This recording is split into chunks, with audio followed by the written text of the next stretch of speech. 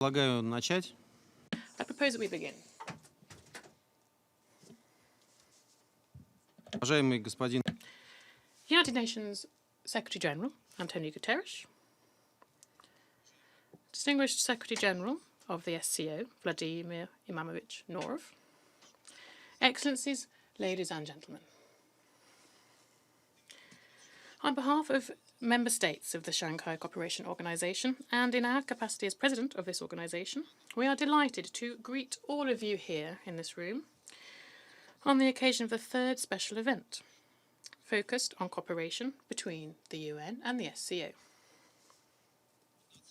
15 years ago, the UN General Assembly, in its resolution 59/48 from the 2nd of December 2004, granted the SCO observer status. This was the beginning of a beneficial dialogue between the UN and this relatively young regional body.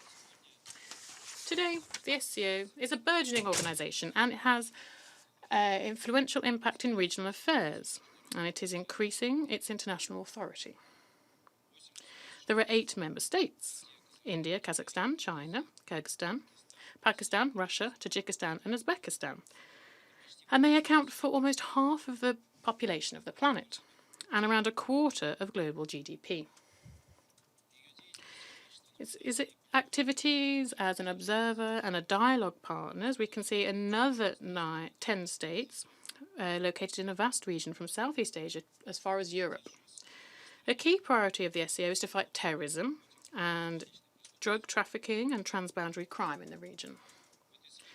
In this sphere, there is a solid legal foundation that has been laid, and the necessary practical measures are up and running, including the regional counter-terrorism structure of the SCO.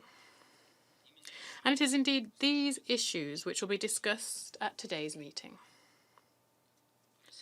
Russia, as the chair of the Shanghai Cooperation Organization for 2019 and 2020, intends to work tirelessly to further consolidate the SCO, increasing its role in international and regional affairs and strengthening cooperation in fields such as policy, security, the economy and humanitarian cooperation. I now have the honour to give the floor to the United Nations Secretary General, His Excellency Mr. Antonio Guterres.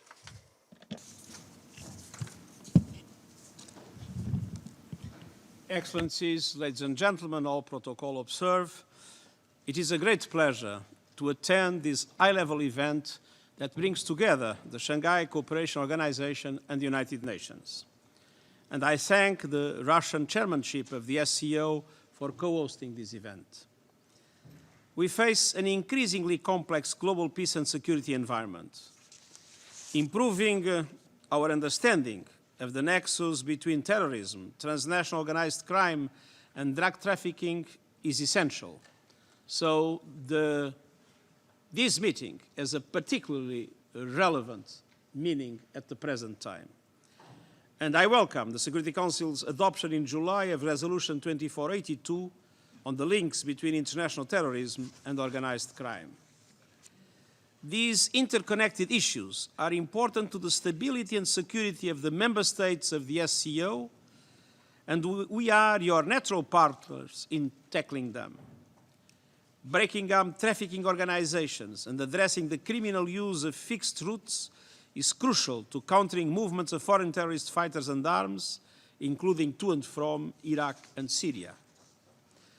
Our 2 organizations are also committed to promoting peace in Afghanistan and supporting the Afghan people as they build a more stable and prosperous future, addressing the cultivation of opium, which provides revenue to the Taliban, can play a part in undermining their ability to destabilize communities and to wage war.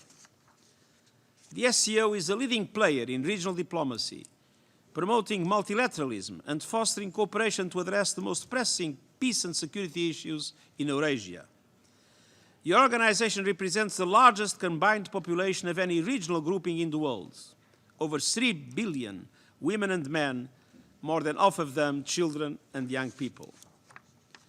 Earlier in September, the Security Council debate on cooperation between the United Nations and the Collective Security Treaty Organization, the Commonwealth of Independent States and the Shanghai Cooperation Organization in countering terrorist threats, highlighted the important role of all three organizations in facilitating the exchange of critical information and knowledge, implementing joint investigations and operations, and addressing root causes. To deepen our partnership with the SCO, the United Nations Secretariat is strengthening its institutional links with your organization. And I also welcome the recent General Assembly resolution on UN-SCO cooperation. The United Nations Office of Counterterrorism and other UN entities are developing cooperation frameworks with the SCO and its regional anti-terrorism structure.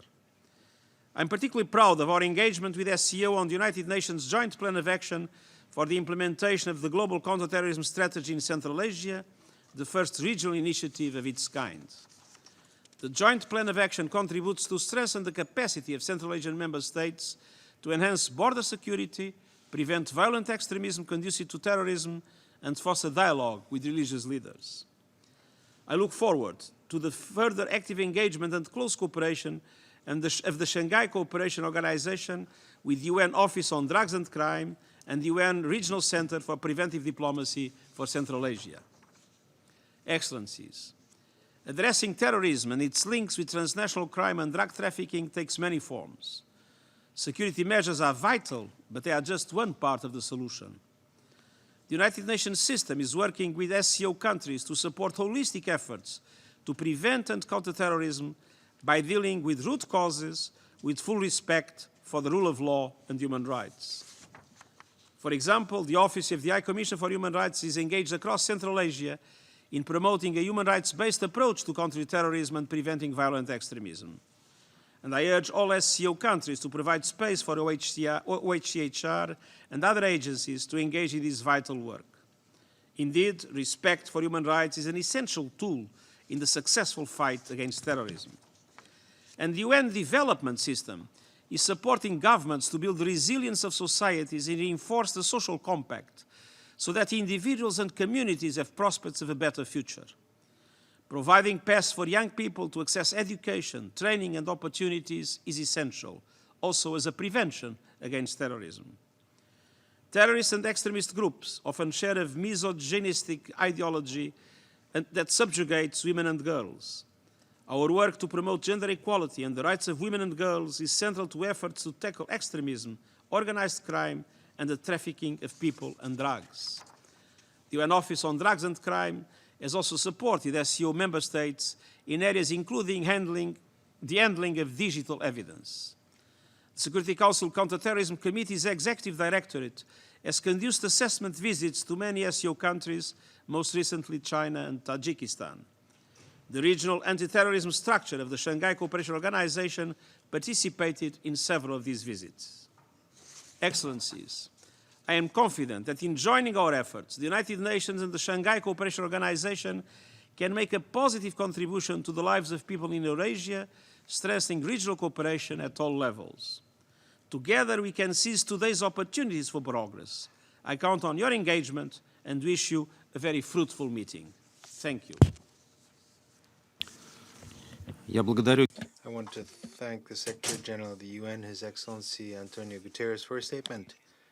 And I have the honor of giving the floor to Deputy Minister of Foreign Affairs of the Russian Federation, His Excellency Igor Vladimirovich Morgulov. Уважаемый Thank you. Mr. Guterres, Mr. Norif, distinguished guests, ladies and gentlemen, regular meetings of this format between the United Nations and the Shanghai Cooperation Organization have become a good and very sought-after, relevant tradition. They help to strengthen bilateral cooperation in the name of bolstering peace, security, and stability, which has been progressively developing since the SCO was granted observer status at the UN in 2004. Today's joint event is dedicated to the topic of the linkages between terrorism and organized crime and financing terrorist activities through drug trafficking. The relevance of this topic is all the more evident as a significant part of the proceeds generated by the global drug trafficking business goes towards fueling terrorism. Since its establishment in 2001, the Shanghai Cooperation Organization has established itself as a universal intergovernmental association whose activity covers all areas including politics, security, economics, and humanitarian cooperation. Today, the SCO, as has already been said, is an authoritative participant of international relations and a recognized and reliable partner. The area covered by the organization, which brings together 18 member states, observers, and dialogue partners, is home to nearly half of the world's population and produces approximately a quarter of global GDP. The powerful political, defense, economic, cultural, and civilizational capacity, the impressive geographical scope of the SCO space, which spans the area from Europe to Southeast Asia, open up vast prospects for further substantive development of the cooperation between the UN and the SCO.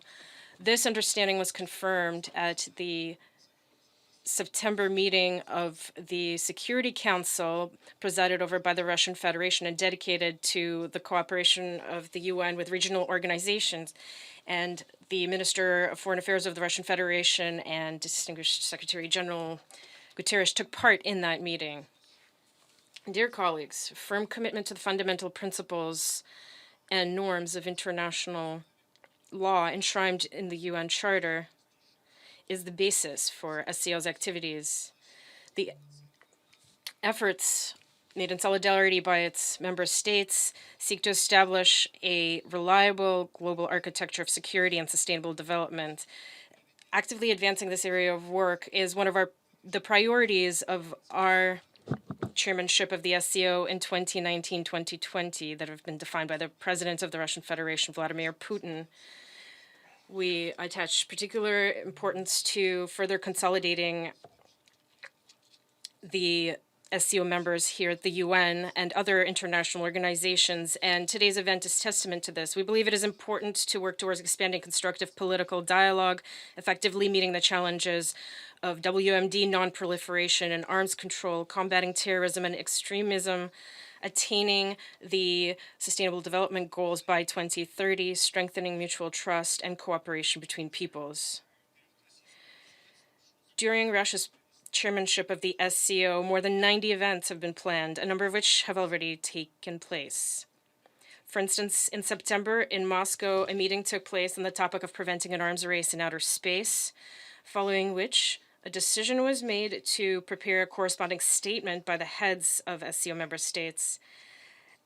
At the November consultations on informational security, we received support for a proposal to jointly promote resolutions within the UN, particularly those on preventing the use of ICTs for criminal purposes. Tomorrow, experts of SCO member states will convene in Moscow to discuss cooperation in the area of biological security. And of course, a key area of the SCO's activity is effectively responding to the demonstrably increased challenges and threats to security. That work is based on a solid legal and treaty framework, important elements of which are targeted conventions, agreements, strategies, and programs. And a number of these documents, I wish to draw your attention to this, is open for accession by interested states. For example, the Convention on Countering Extremism, which is open to accession, and we invite all the participants of today's meetings to closely study those documents.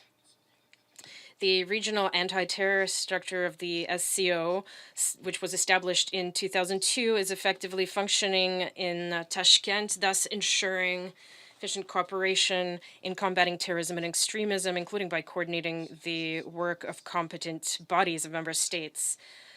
The increasing symbiosis between terrorism, extremism, drug trafficking, and transnational organized crime, as well as the importance of ensuring information security, brings the need to develop a comprehensive approach to neutralizing these threats to the forefront.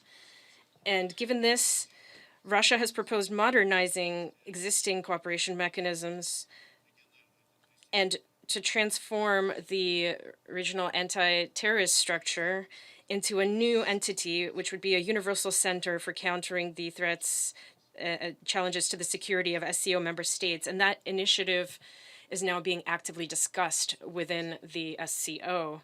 We attach particular importance to deepening cooperation with the United Nations, particularly with the Counterterrorism Committee and the UNODC. And another practical step towards this will be the meeting of the working group on precursor control, which will take place in the coming days in Shanghai as part of the Paris Pact initiative.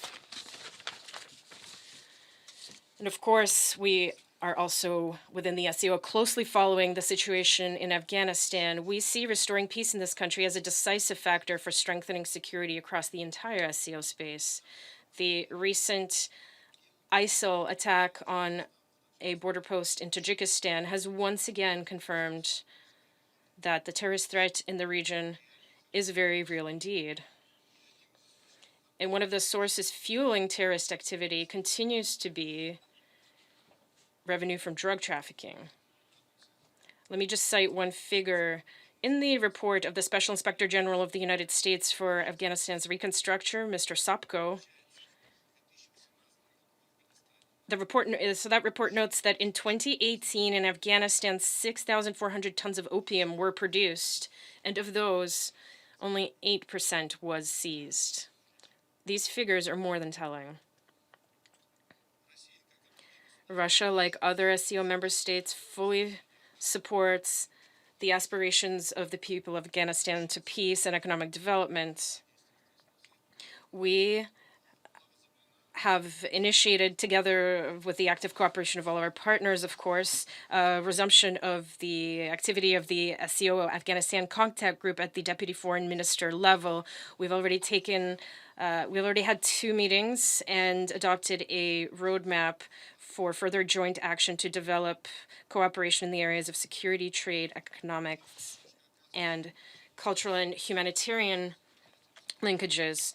We're actively supporting the advancement of the inclusive peace process with the participation of Afghanis themselves towards a political settlement with the UN playing a coordinating role. In that context, I note the holding in Moscow in February and May of this year of intra-Afghan dialogue meetings, as well as trilateral consultations between the special representatives of Russia, China, and the US, the latest round of which took place with the participation of Pakistan in October of this year in Moscow. Dear colleagues, the SCO consistently advocates improving global governance architecture, strengthening the international trade system based on the WTO rules, and consistently implementing the 2030 agenda. We also believe that unilateral protectionist and sanctions measures are unacceptable. We are convinced that eradicating poverty, creating an environment for the decent lives of citizens, plays a decisive factor in clamping down on extremist ideas and containing the spread of terrorist ideology. That is why one of the priorities for Russia, together with its SCO partners, is achieving synergy between the potential of national strategies and multilateral integration projects. And I refer in particular to our initiative of a broad Eurasian partnership, which we have been consistently promoting in order to create a broad space in Eurasia for open, mutually beneficial, and equal cooperation with the participation of SCO member states, the Eurasian Economic Union, ASEAN, and with the door open for future participation by our colleagues from the EU. During our chairmanship, we intend to advance cooperation both in traditional areas such as trade, investment, industry, agriculture, transportation, energy, as well as breaking ground in new areas such as high technologies, innovation, economic digitization, including the development of remote rural regions and interregional linkages. We will initiate concrete steps to implement the new program for multilateral Trade and Economic Partnership in the SCO, which was adopted in November of this year. And of course, we are going to attach particular importance to cooperation in the humanitarian sphere. And here, a particular focus is being made on the SCO Youth Council and preventing the involvement of youth in extremist activities. And finally, I wish to recall that the main political event in this upcoming period will be commemorating the 75th anniversary of the victory over fascism in World War II. This will allow to draw attention of the world community, and particularly the young generation, to such topics as the preservation of historic memory, preventing falsification of history, combating extremist ideas and terrorist ideologies, and we're convinced that this is in the common interests of humanity as a whole. Dear colleagues, moving forward is impossible without mutual trust, respect, and joining efforts, and that's why we aim for close, open, equal cooperation with all interested states and international organizations, but of course, first and foremost, with the United Nations. We will continue strengthening joint works along the lines of the UN-SCO Joint Declaration of 2010 and other documents that have, and agreements that have been reached between the SCO and specialized UN bodies. Thank you for your attention. Большое спасибо.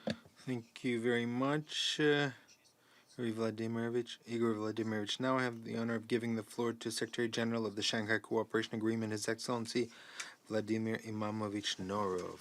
Dear Secretary General, Mr. Guterres, dear Mr. Magulov, Excellencies, ladies and gentlemen, first of all, I would like to welcome you all to the third joint events of the United Nations and SCO, express my gratitude to the United Nations Secretariat and the Russian Federation, the chair of the SCO, for their assistance in organizing it. The holding of special events between the UN and SCO has become a good tradition and underlines the special nature of relationship between two organizations. Today's agenda is more relevant than ever. There are still pockets of armed conflicts in the world which are hotbeds of threat of global terrorism. The international terrorist organization that has failed to build its own quasi-state entity in the territories of Syria and Iraq is changing its tactics and spreading to different countries of the globe, forming a network of sleeping cells and terrorist individuals. The role played in fueling terrorism by its close interconnection with organized crimes is increasingly evident. Terrorist organizations are trying to take control of drug trafficking, using it not only as a source of income, but also as a means of smuggling routes for foreign terrorist figures. The problem of linking international terrorists and organized criminal groups is the subject of close attention of the Shanghai Cooperation Organization. To counter this dangerous phenomenon, an extensive and well-functioning system has been established for cooperation between relevant ministers and agencies of member states of the organization, which have been conducting relevant joint activities on a regular basis. The international community has commended the results of the SCO regional counter-terrorist structure activities in this area. In addition, the organization has adopted a wide range of documents in accordance with the international law and the UN Charter aimed at combating terrorism, preventing the financing and logistic support of terrorist activities. It is important to state that the main source of the terrorist threat in the SCO space remains by the territory of Afghanistan. The current situation in Afghanistan, as it was mentioned before me, border area is increasingly alarming and carries potential risk in terms of exporting instability and split of terrorist activities to neighboring Central and South Asian countries. In particular, the recent attacks by ISIS-Daesh militants on the Ishkabod frontier post in Tajikistan is evident of that. The ASEO member states are also seriously concerned about Afghanistan's sustained leading position in the production and smuggling of narcotic drugs, which, according to various estimates, accounts for up to 65% of the revenues of local armed groups. The deterioration situation in that country required us to take adequate preventive measures to maintain stability in the entire region. It is for this purpose that dialogue has been intensified through the ASEO Afghanistan Contact Group. The activities of the group are aimed at implementation the roadmap approved at the ASEO Bishkek Summit this year. It is aimed at suppressing activities of international terrorist organizations, strengthening cooperation with the official Kabul in combating illicit drug trafficking and illegal migration, and promoting the country's economy recovery. The need to identify and suppress the channels of terrorism financing by proceeds from drug trafficking is reflected in updated ASEO anti-drug strategy. In this context, one of the important activities of the organization was the active expansion of cooperation with the United Nations Office on Drugs and Crime. The format of regular joint activities on the margins of the Commission on Narcotic Drugs in Vienna is well established. In addition, in exactly 1 week's time, for the second year in a row, with the assistance of the ASEO Secretariat, the expert meeting of the Paris Pact Initiative focused on combating the illegal production and spread of Afghan opiates will be held in Shanghai. Dear colleagues, with the rapid development of information and communication technology globally, the geography of terrorist propaganda of destructive ideology, recruiting new followers among young people, supporting and planning of terrorist attacks, commission of cybercrime are increasing. In this connection, there is an urgent need to develop common approach against the use of Internet for terrorist and extremist purposes within the framework of the United Nations, based on equal participation by states in the development of rules and standards for its functioning. It is necessary to unite joint efforts to counter the use of the latest financial instruments and payment system, as well as proceeds of criminal activities through the channels of the so-called dark Internet by international terrorist organizations. In this context, special attention should also be paid to the strengthening of the fight against illegal migration, human trafficking, money laundering, and recovery of criminal assets. At present, terrorist organizations are attempting to gain access to radioactive and toxic substances, unmanned aerial vehicles, and other types of robotics, technologies of artificial intelligence, means of geolocation and satellite communication. These trends require the rapid consolidation of interstate efforts to expand the existing and create new universal mechanisms to neutralize these challenges and threats, including the adoption of binding UN documents. The ASEO countries ready to actively participate in this process. A comprehensive approach to combating terrorism involves the use of a number of preventive measures to prevent the spread of radical ideas in society. A special role in this regard is played by implementation of program of action for implementation of the provision of the joint appeal of the heads of ASEO member states to use, adopted at the summit of the organization in Sendao last year.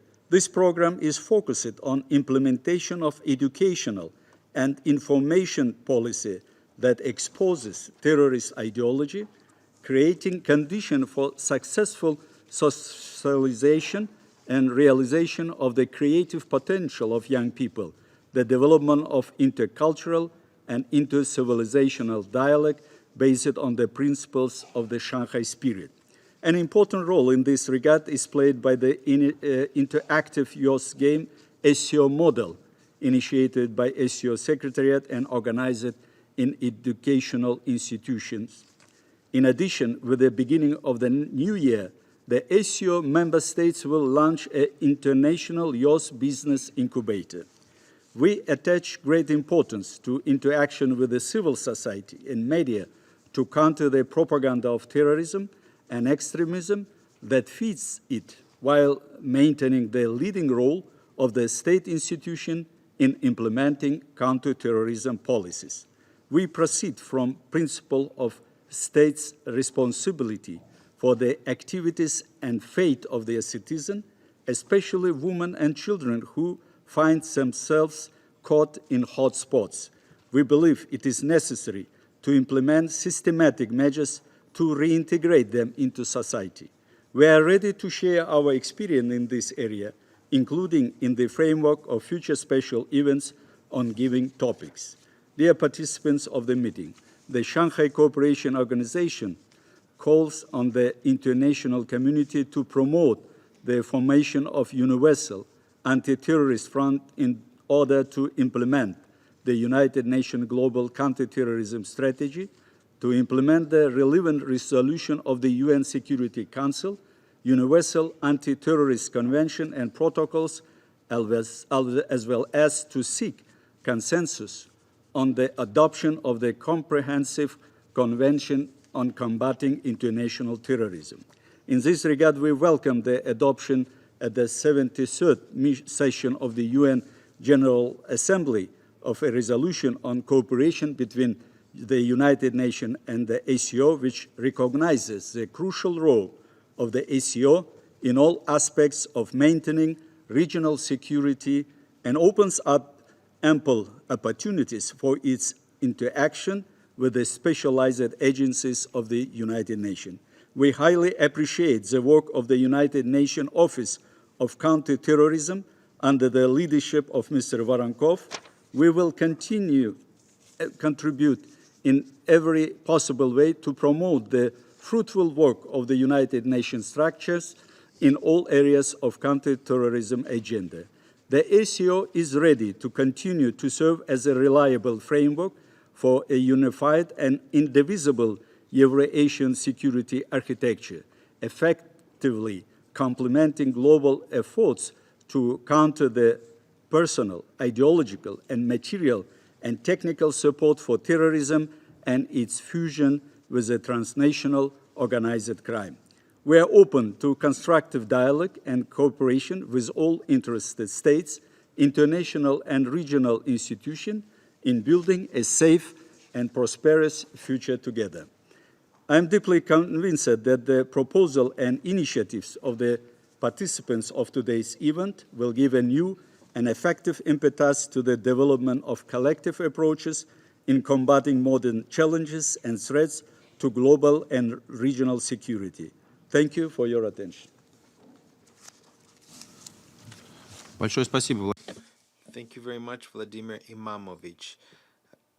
Now the Secretary General of the UN, due to urgent business, has to leave the room. I thank Antonio Guterres for taking part in today's event and for his statement.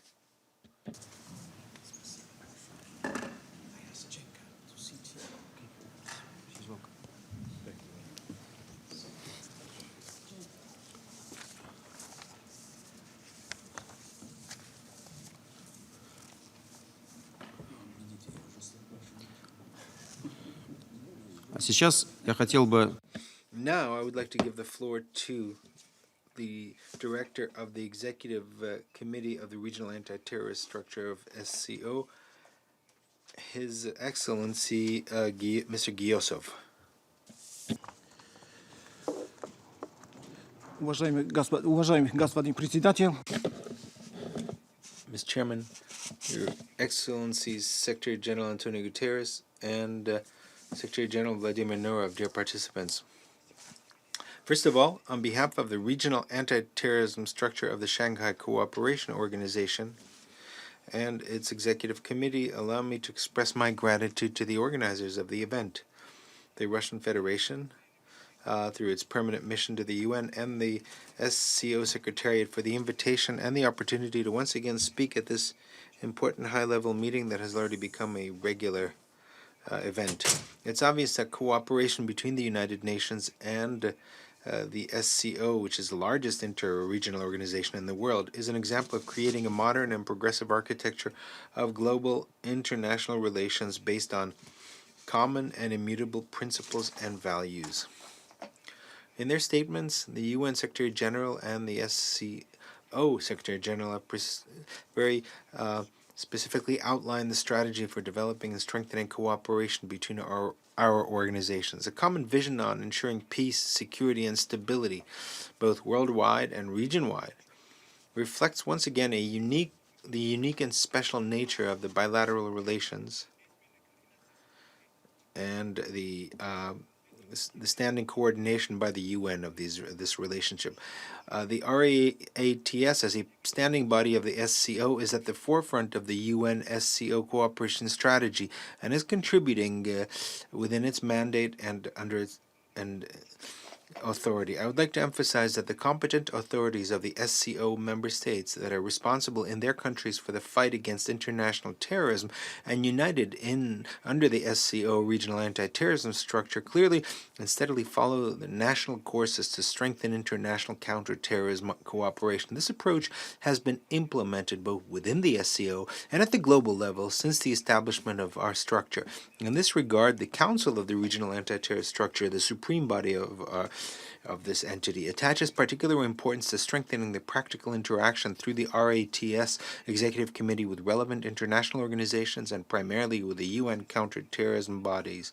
In March of 29 in Bratislava, a memorandum of understanding and cooperation was signed between the SCO RATS and the UN Security Council Counterterrorism Committee Executive Directorate. As part of the implementation of the memorandum, experts from the structure participate in evaluation missions of the Counterterrorism Committee Executive Directorate in the countries of the SCO region. 3 weeks ago, we took part in a mission to the People's Republic of China, and a similar mission lies ahead of us to the Kyrgyz Republic during the first 10 days of December. Also, the cooperation of the structure and the UN Office of Counterterrorism, which is a very important UN body, has been developing dynamically and substantively since the first day of its creation. Currently, we're close to signing a memorandum after finalizing the text, which has been agreed for the most part by both parties. A few more words about the cooperation of the regional anti-terror structure of the SCO with other members of the UN family. On the 6th and 7th of November of this year in Tashkent, where the structure's headquarters is located, an international conference took place called Combating Terrorism, Cooperation Without Borders. The conference has become a unique international counterterrorism platform in our region. Traditionally, the aim of the conference was to discuss the work out measures to neutralize modern challenges and security threats in the Shanghai area. The conference participants comprised representatives of SCO member states, observer states, dialogue partners, and a number of regional international organizations, as well as heads and representatives of UN bodies, UN Office of Counterterrorism, UN Counterterrorism Committee Executive Directorate, UN Office of Drugs and Crime, UN Regional Center for Preventive Diplomacy for Central Asia, UN Security Council Analytical Support and Sanctions Monitoring Team. I would like to note that it has been a great honor for the SCO RATS to welcome the UN Deputy Secretary General Fedotov and Voronkov, as well as Chairman of the UN Security Council Sanctions Committee, Ambassador Umarov. And we hope that the UN high-level representatives will continue to take part in the event next year. The aforementioned shows the high level and dynamic of integration of the SCO RATS into the global counterterrorism cooperation under the leading and guiding role of the UN family. Dear colleagues, strengthened consolidation of the progressive world community against international terrorism is still far from having eliminated this scourge. Unfortunately, the world is neither safe nor secure, but some of its regions there are wars with hundreds of thousands of victims, terrorist attacks, civilian deaths, devastation, hunger, diseases, uncontrolled migration are almost daily topics in the international news over the past few years. The Middle East and Afghanistan is in the geopolitical neighborhood of the SCO region. International terrorist organizations, and first foremost ISIS, are making adjustments to their tactics, changing locations, staying true to their ideology, maintaining their sources of financing and military capacity.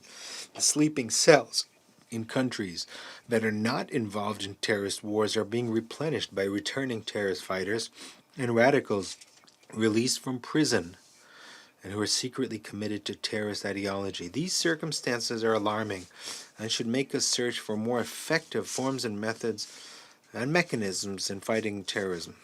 We in the SCO RATS are trying to act in a proactive manner through joint practical measures, and this approach has been producing specific results. In 2018, the competent authorities prevented more than 360 terrorist and religious extremist crimes, detained more than 600 members of international terrorist and religious extremist organizations, and confiscated more than 170 improvised explosive devices, limited access to 165,000 internet resources containing terrorist and extremist materials.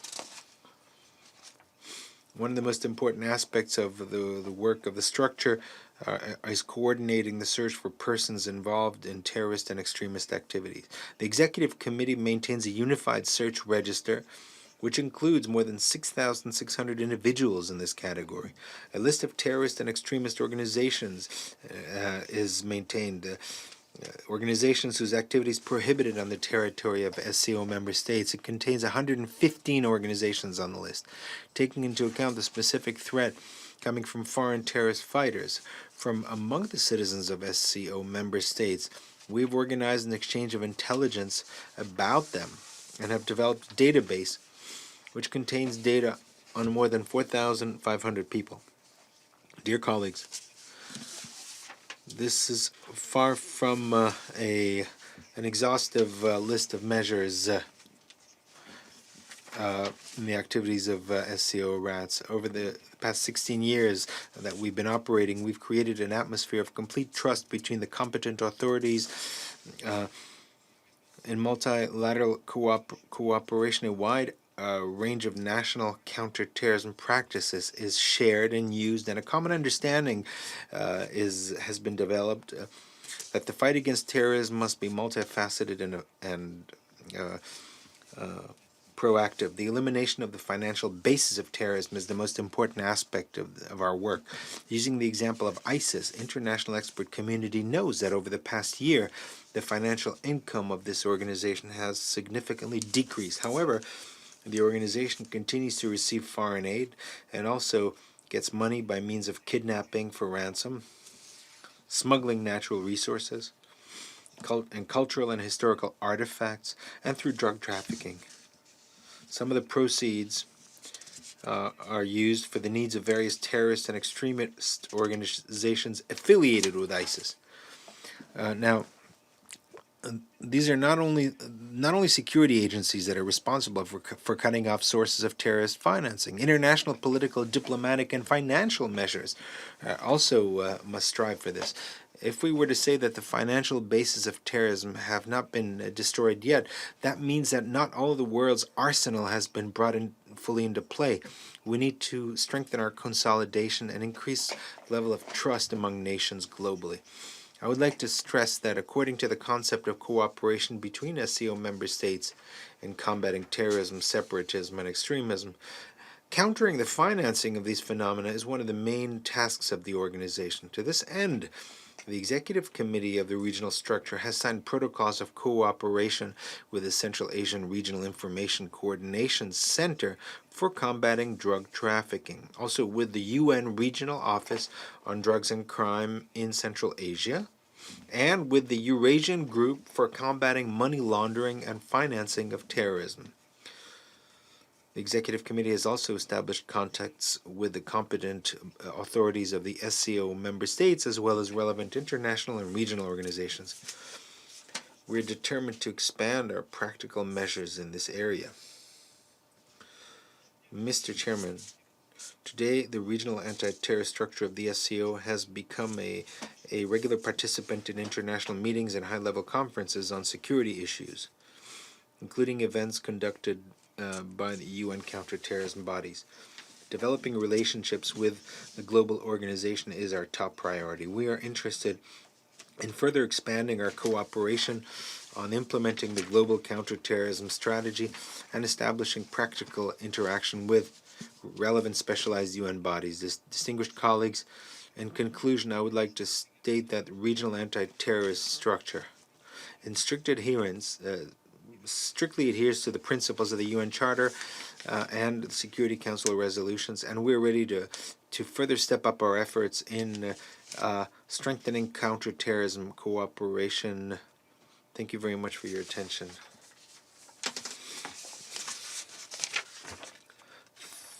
Thank you very much to Mahon Fajozovic. Now we're going to move on to the panel discussion. I want to give the floor to the permanent representative of the Republic of India, His Excellency Mr. Syed Akbaruddin.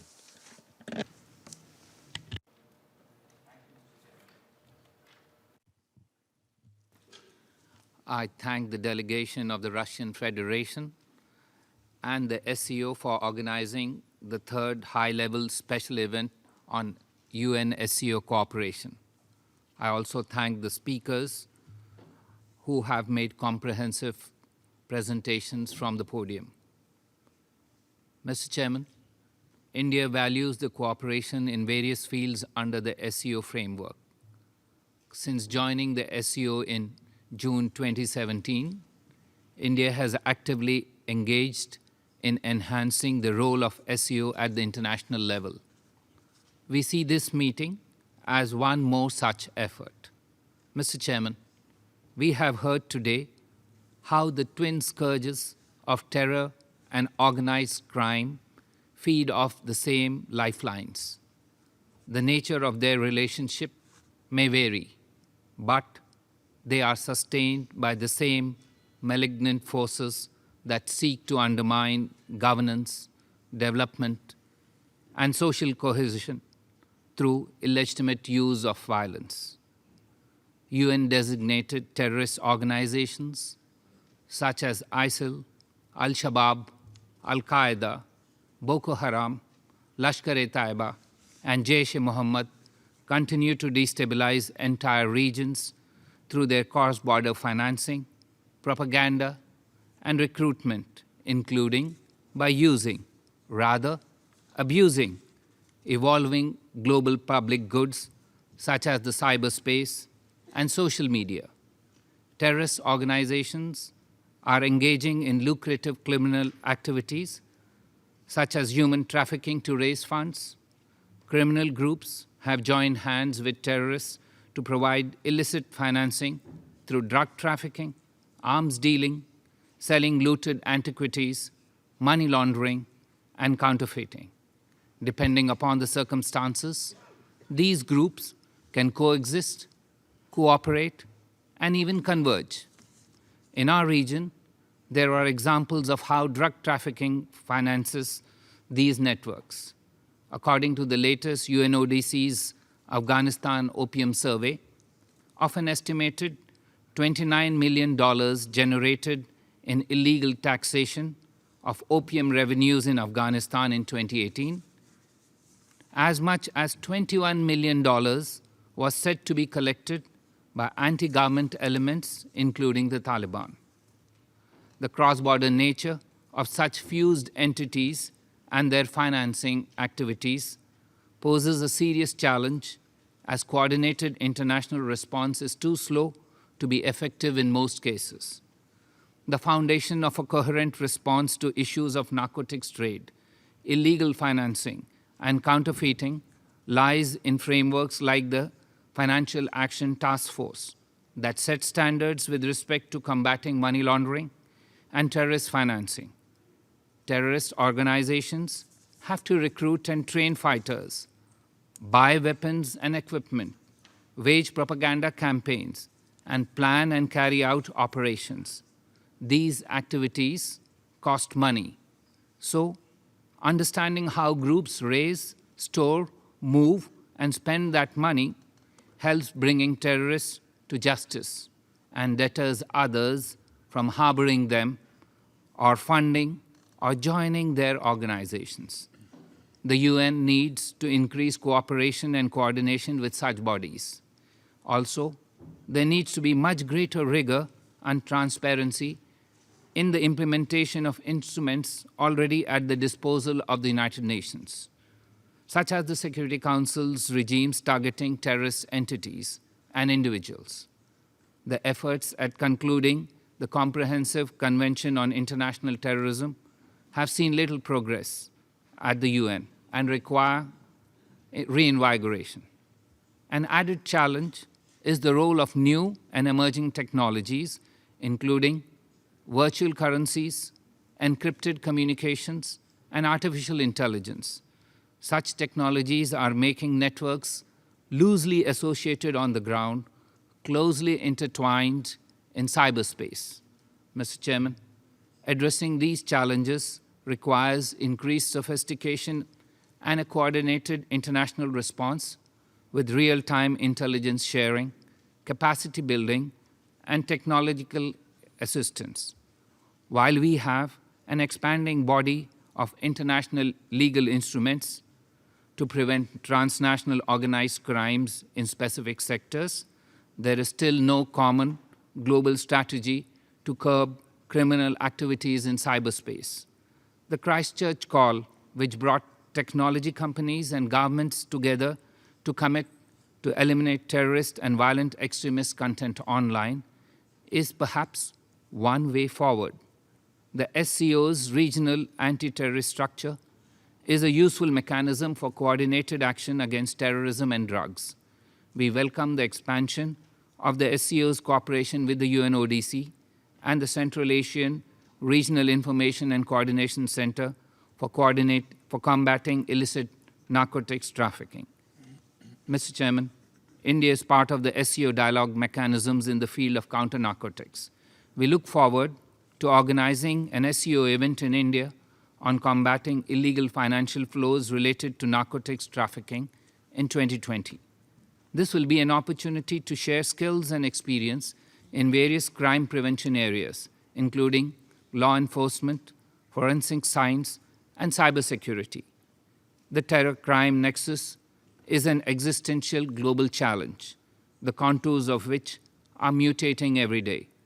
To combat this menace, we will all need to keep ahead of the new trends and technologies, something that can only be achieved if we can work together with zero-tolerance approach bereft of double standards. India is committed to support such cooperation with the UN system and its global partners. I thank you, Mr. Chairman. Большое спасибо, Thank you, Mr. Akbaruddin. I give the floor to the permanent representative of Kazakhstan, His Excellency Kairat Umarov. Прежде всего, хотел бы поблагодарить At the outset, I wish to thank the permanent representative of the Russian Federation, the Office for Counterterrorism of the UN Office for Drugs and Crime, the SCO Secretariat, and the Executive Committee of RATS SCO for the high level of organization of today's event. Given contemporary international turbulence, international security is being subjected to grave threats and challenges. Given this cooperation between the UN and the SCO in the areas of strengthening peace and security, combating international terrorism, organized crime, and drug trafficking is taking on increasing relevance. The signing of a joint declaration of cooperation between the UN and SCO secretariats in 2010 marked the beginning of an active phase of cooperation to counter new threats and challenges that emerge in the face of the international community. We believe that one important measure to strengthen UN-SCO cooperation is the practice of adopting resolutions on cooperation between the two organizations by the General Assembly.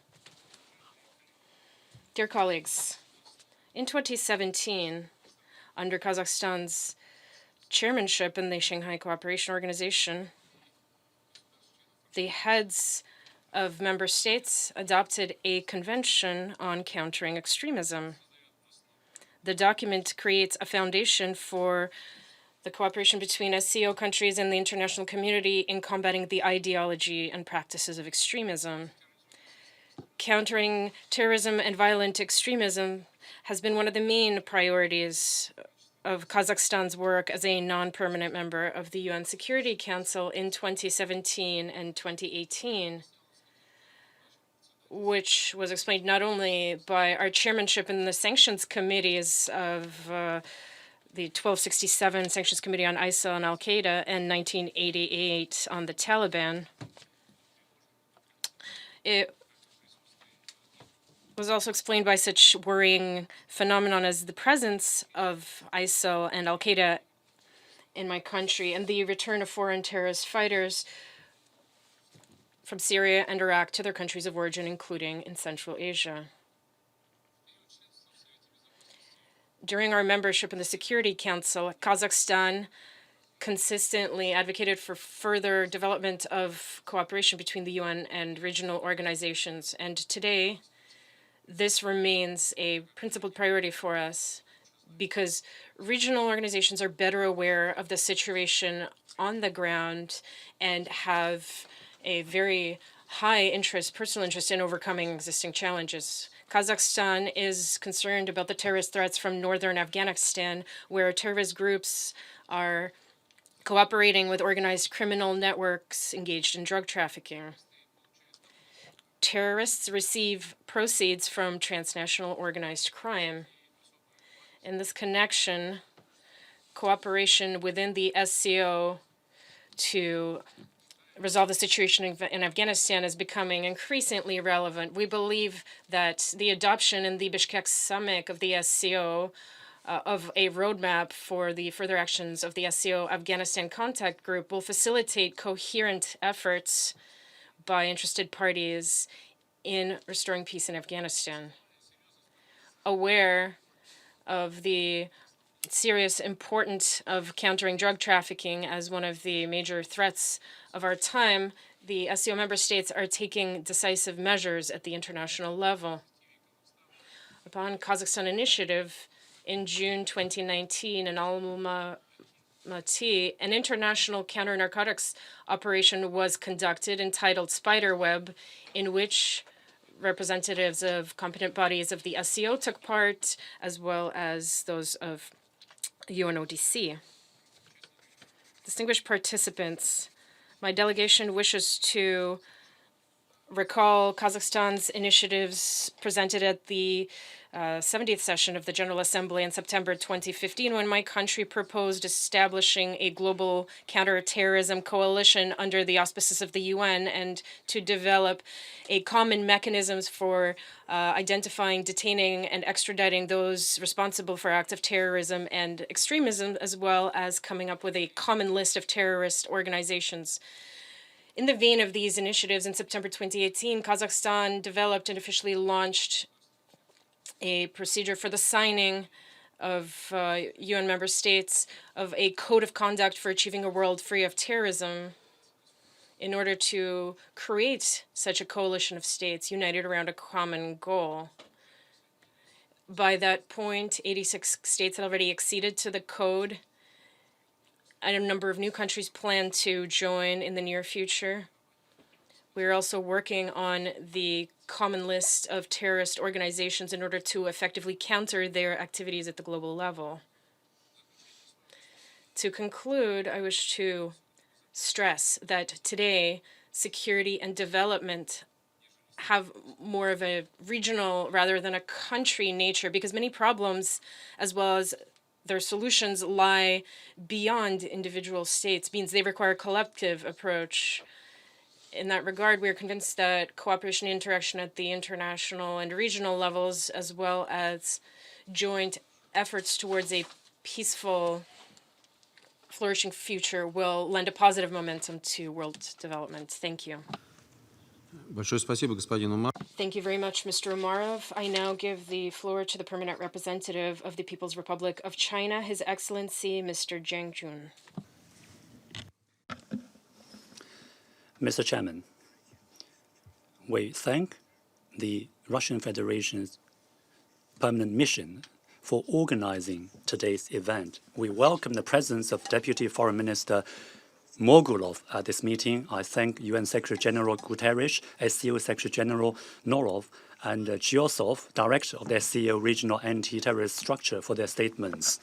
18 years ago, the Shanghai Cooperation Organization was born on the banks of China's Huangpu River, upholding the goal of safeguarding regional security and stability and promoting common development and prosperity of its member states. The SCO has walked an extraordinary journey and accomplished great achievements. Today, the SCO has become an integrated regional cooperation organization, the largest in the world in terms of territorial coverage, and combined population has been making important contribution to regional peace and development.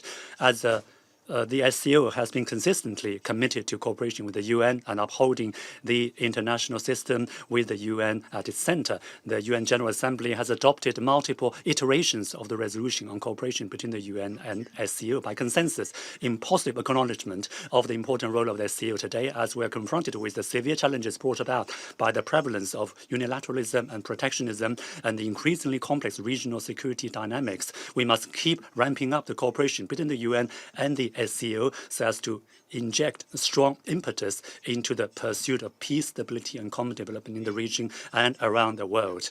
First, in strengthening the cooperation between the UN and the SCO, we must stand firm by the purposes and principles of the UN Charter and uphold the Shanghai spirit of mutual trust, mutual benefit, equality, consultation, respect for civilizational diversity, and the pursuit of common development.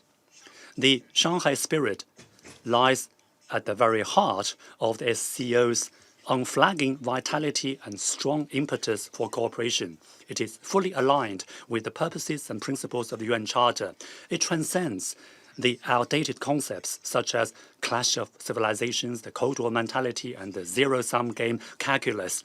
It emphasizes instead such important principles as partnership, non-alignment, no targeting third parties, openness, and inclusiveness.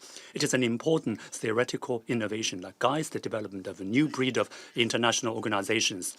At the Bishkek summit in June this year, Chinese President Xi Jinping called on all parties to develop the SCO into a paragon of solidarity and mutual trust, common security, mutually beneficial cooperation, and inclusiveness and mutual learning, thus showing the way forward for the SCO in the new era. Second, in strengthening cooperation between the UN and the SCO, we must combat the three evil forces of terrorism, extremism, and separatism sternly and relentlessly, bolster international cooperation, and form stronger synergy. A safe and stable regional environment is the sine qua non for the development of all countries. Since its inception, the SCO has prioritized the fight against terrorism, separatism, and extremism, and the maintenance of lasting peace and stability in the region. Over the years, member states have been actively implementing the new security vision of a common, comprehensive, cooperative, and sustainable security, advocating for a security governance model that follows a holistic approach and addresses both symptoms and root causes, and continuously strengthening information sharing, joint cooperations, and capacity building in law enforcement security sectors. They have conducted intensified cooperation in inter alia, border defense, cyber security, and de-radicalization, and fully leveraged the role of SCO Afghanistan contact group, thus making important contributions to the maintenance of regional security and stability. We must continue to prioritize counterterrorism, step up cooperation between the SCO and the UN in combating the three evil forces, drug trafficking and transnational organized crime, and take joint measures to eliminate extremism, step up effort to guard against the creation of extremist ideology at the source, and prevent its proliferation so as to eliminate the breeding ground of terrorism once and for all. Third, in strengthening cooperation between the UN and the SCO, we must promote results-oriented practical cooperation and vigorously push for regional cooperation and connectivity. economic globalization and regional economic integration are a prevailing trend that is here to stay. Clinging to business as usual would only lead to stagnation and backwardness, and the beggar thy neighbor approach will certainly end up harming oneself as well as others. In recent years, SCO and member states have seen the economic and trade relations growing closer, and the scale of trade investment between them has expanded significantly. The Belt and Road Initiative has been closely aligned with the regional cooperation initiatives of SCO member states and the national development strategies that's effectively promoting industrial transformation and upgrade, stimulating economic and social development, and delivering tangible benefits to their peoples. We must also continue to safeguard the authority and effectiveness of WTO rules, support an open, inclusive, transparent, non-discriminatory and rules-based multilateral trading system, and make a clear-cut stand against protectionism in a joint endeavor to build an open global economy. The UN entities concerned should work in synergy with the SCO, push for the implementation of the 2030 Agenda. We should, through regional cooperation, facilitate the solution of hotspot issues such as the issue of Afghanistan, promote peace through development, and realize sustainable peace. Mr. Chairman, as a founding member of the SCO, China is ready to work with other member states to keep up our vigorous support for the SCO's strengthened cooperation with the UN, advance the purposes and principles of the UN Charter, and contribute to the building of a community of shared future for humankind. Thank you, Mr. Chairman.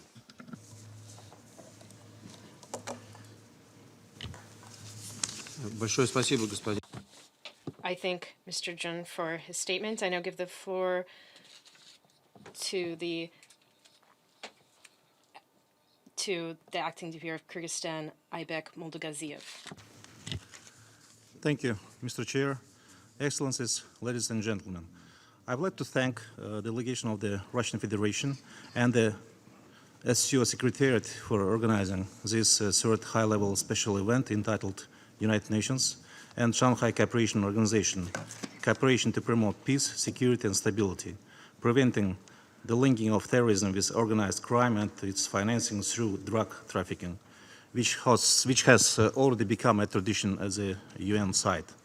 The activities of the UN with the regional organizations are an integral part of modern international relations, contributing to the issues of security, development of trade and economic relations, and humanitarian ties between the nations. Today's international agenda requires enhanced cooperation at both the bilateral and the regional and universal levels. In this context, the established practice of the adoption by the UN General Assembly of resolutions on cooperation between the United Nations and the Shanghai Cooperation Organization testifies to the desire of these organizations to improve existing and look for new mechanisms to promote peace, security, and stability. The traditional broad support for this resolution confirms the importance that is attached to the ongoing development of cooperation between the UN and the SCO, and serves as an example of effective joint work of these two organizations in ensuring security and stability in the world. The SCO agenda has much in common with the UN agenda. These are security issues, economic development issues, and human dimension issues. The issues of promoting peace, security, and stability, fight against terrorism, drug trafficking, and cross-border crime in the region remain the cornerstone in the framework of the SCO. A good juridical base has been developed in these areas. The necessary practical mechanisms are functioning. In this context, I would like to note the positive role of the SCO RATS, as well as emphasize a significant event, the entry into force of the SCO Convention on Countering Extremism. I would especially like to note the signing at the summit of the SCO heads of state in Bishkek in June of this year of the declaration on the approval of the work plan for years 2019 to years 2020 on the implementation of the strategy of the program of action for implementation of the anti-drug strategy of the SCO member states. Along with the real threats to the security of states in modern conditions, there are threats coming from the internet space. Unfortunately, there are more and more cases when unverified, inaccurate, and false information is circulated and forms a negative background. Threats of using information and communication technologies for criminal and terrorist purposes are becoming more and more intensified. In order to strengthen cooperation in the field of information and communication technologies, in June of this year, a decision was taken by the Council of Heads of State of Shanghai Cooperation Organization on cooperation in the field of information and communication technologies. I would like to note with satisfaction that the UN General Assembly, in its resolution on cooperation between the UN and the SCO, has repeatedly recognized the important role of the Shanghai Cooperation Organization in ensuring peace and sustainable development, promoting regional cooperation, strengthening good neighborly relations and mutual trust, and emphasize the importance of strengthening dialogue, cooperation and coordination between the UN system and the SCO. Close contacts have now been established between the SCO and the UN Secretariat, UN Office of Counterterrorism, UN Office on Drugs and Crime, and the UN Regional Center for Preventive Diplomacy in Central Asia. In conclusion, I would like to express the hope that improving the mechanisms for further cooperation between the United Nations and the Shanghai Cooperation Organization will be an additional step in solving the key goal of the international community, ensuring peace, regional and global stability. Thank you. Спасибо. I thank Mr. Moldagaziev, and I now give the floor to the Permanent Representative of the Islamic Republic of Pakistan, His Excellency Mr. Munir Akram. Thank you, Excellency. First of all, I would like to welcome here Deputy Foreign Minister Margulov of the Russian Federation, and also would like to thank the Russian Federation and the SCO Secretariat for organizing this event. Pakistan is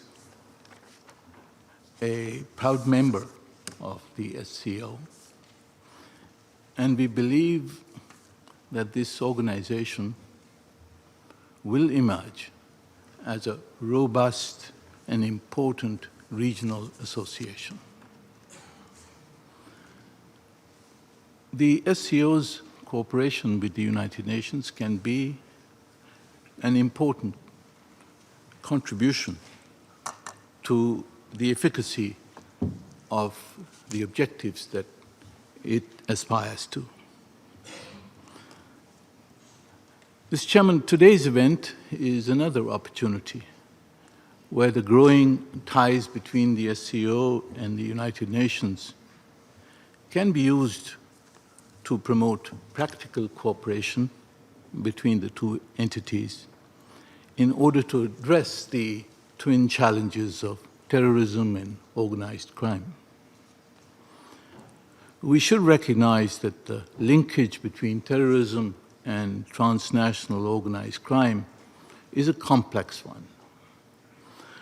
These twin challenges continue to undermine stability in various regions of the world. We all know that despite the successes that have been registered against Daesh in Iraq and Syria, this group continues to evolve and to develop tactics, as has been demonstrated in recent terrorist attacks that it has carried out in various parts of the world. The recent attack that was carried out by Daesh in Tajikistan is one such disturbing development. My country stands in full solidarity with the government and people of Tajikistan, and we stand ready to collectively counter the threat posed by terrorists and extremists in this region. Daesh has emerged as a major security threat to the entire region and can be a major destabilizing factor. Pakistan has suffered immensely from decades of terrorist attacks that have been sponsored most prominently from our neighboring countries, including state-sponsored terrorism that has been conducted against us repeatedly. There is need, therefore, to consider the issue of terrorism in a comprehensive and transparent manner to identify the sources of such terrorism and to address them effectively. Pakistan also happens to be next door to the epicenter of the drug problem, which remains a problem as a transit state from which drugs are trafficked. And this problem affects other members of the SCO as well. Our law enforcement agencies continue to make record drug seizures each year, and we have engaged in various forums, regional and global, to address these problems. We believe that peace in Afghanistan will contribute greatly to addressing these twin challenges. We hope that with the release of hostages and prisoners yesterday, the peace process in Afghanistan will be renewed, and hopefully it will lead to a reconciliation between all the Afghan peoples. Meanwhile, the SCO regional anti-terrorism structure is an effective platform that we must continue to use, and we will cooperate effectively in that organization. However, Mr. Chairman, it is important that as we address terrorism, we should also address its root causes. One of the root causes is poverty, and the promotion of regional connectivity and regional projects that have been sponsored and undertaken, such as the Belt and Road Initiative and the China-Pakistan Economic Corridor, can be important elements in building the barriers against terrorism and promoting development and peace. But we must also, Mr. Chairman, address the injustices and historic grievances, including foreign occupation and intervention, oppression and continued denial of fundamental human rights of peoples, and the unresolved and prolonged conflicts that afflict certain parts of our region.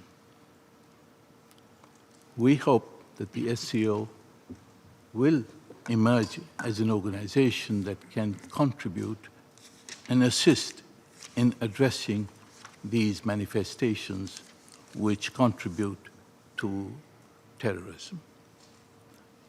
Mr. Chairman,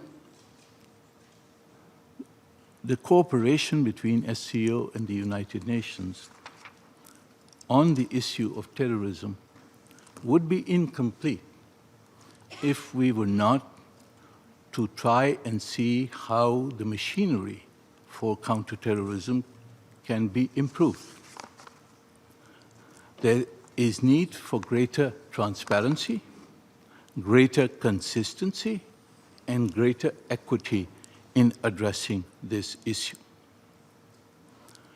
The scope of certain resolutions that are utilized as the mandates in the Security Council need to cover all forms of terrorism and all terrorist organizations, especially those which affect our region, irrespective of their religious background or context.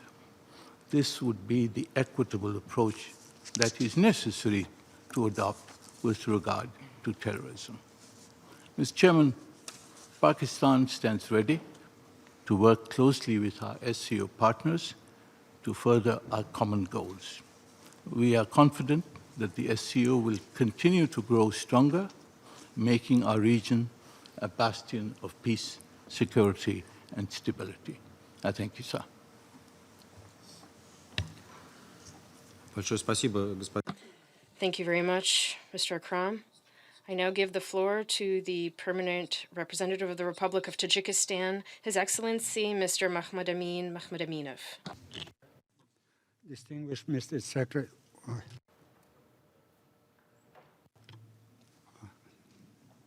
Is working. Thank you, Mr. Chair.